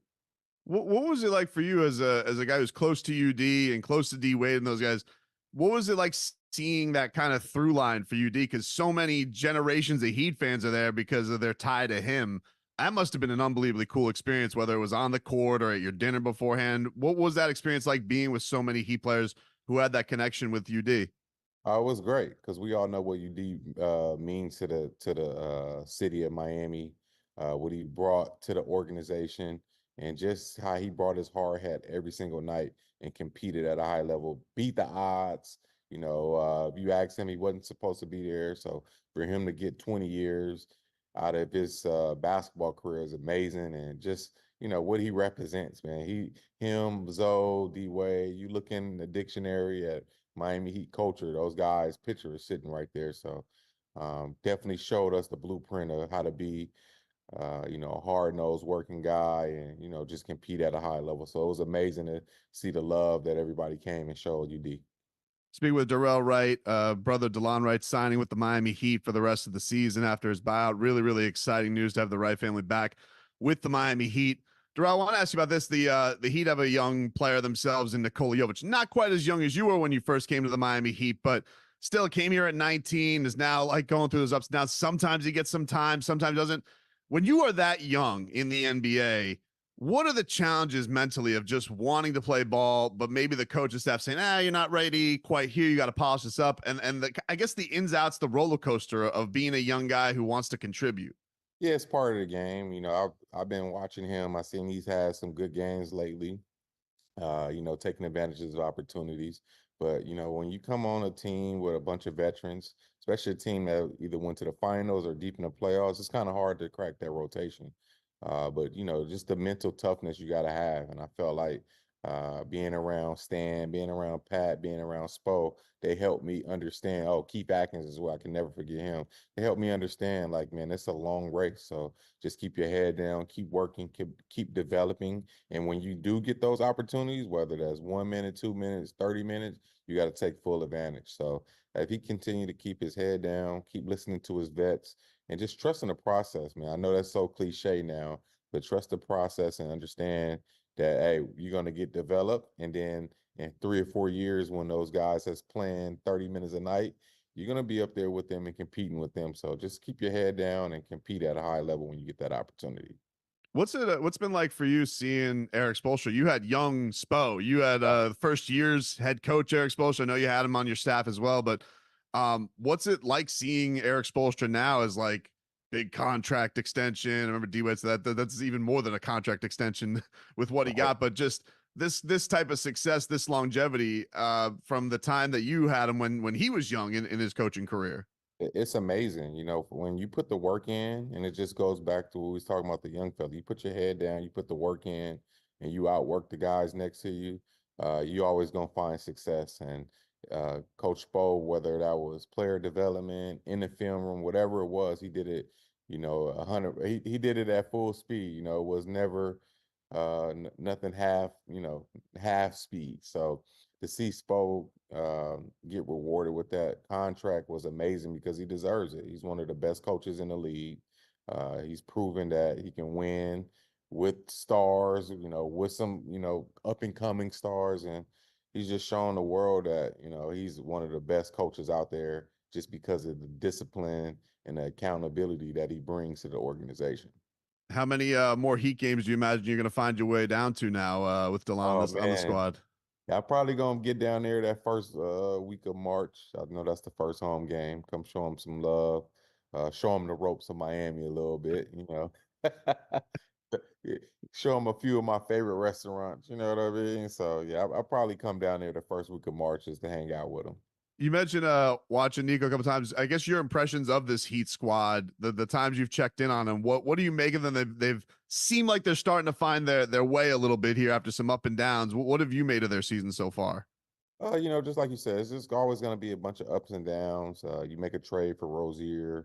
You kind of change your lineup and your rotation. So it's going to take time to find your footing again. As long as they continue to stay in the race, I got Miami going against anybody just because of how they prepare for the playoffs and things like that, and just getting the players on the right track. But I think they're trending in the right direction. I could see them getting a lot better. Hopefully, Rozier and Josh are good. Because I was watching the game, they got hurt. So hopefully, it's not too serious and they could bounce back. I don't know the details right now, but I think they're going to be trending in the right direction once they get 100% healthy and guys continue to learn each other. A couple more before we get you out of here, Dorell, and I really appreciate the time today. There's some news right before the some fodder. You know, everything's on Twitter. It's news these days. But there was a report that if Klay Thompson were to leave the Warriors, that the Miami might have interest in him. One, as a former teammate, can you imagine Klay Thompson leaving Golden State? I just can't picture it. It feels like those guys are just meant to end together. But if he did, would you think that a Heat fit? Could you see that working out? Yeah, it's hard for me to even imagine that Klay Thompson leaves Golden State. You know, I know there's been a lot of talk. I want to see what's going to happen after the break because, you know, he left with a bang right before our weekend and might, you know, found a new role. So it's going to be interesting to see, you know, how all that happens. But if it did happen, I think Klay, he fits anywhere. When you can shoot the basketball at a high clip like Klay Thompson can, you could pretty much fit anywhere. He brings that winning mentality. He brings the experience. So he still has a lot left in the tank. You know, I just think people think he's supposed to be the Klay Thompson of like 5 or 6 years ago. But when you were a professional athlete, at some point, you're going to decline a little bit. So the one thing he does have is that jumper. That's never going anywhere. So it's going to be interesting to see, you know, how his free agency goes this summer. And your guy D Wade announced he's going to get a statue in the fall. What do you think the post should be? What do you think it should look like? What are we thinking for the statue at Kaseya Center? That's a good one. The most iconic thing that D Wade's ever done is maybe standing up on the table right in front of where Mickey Harrison stands. That might be that might be the most iconic. So maybe just him doing this, you know, pointing down, saying, "This is my arena, this is my city," whatever he was saying. I think that might be a great pose. Man, that year, you know, it goes unspoken because, like, you know, it's not a championship year, but the years like right before the big three got there, some of those individual performances he had, insane. Like the way he could take over that building, it really was.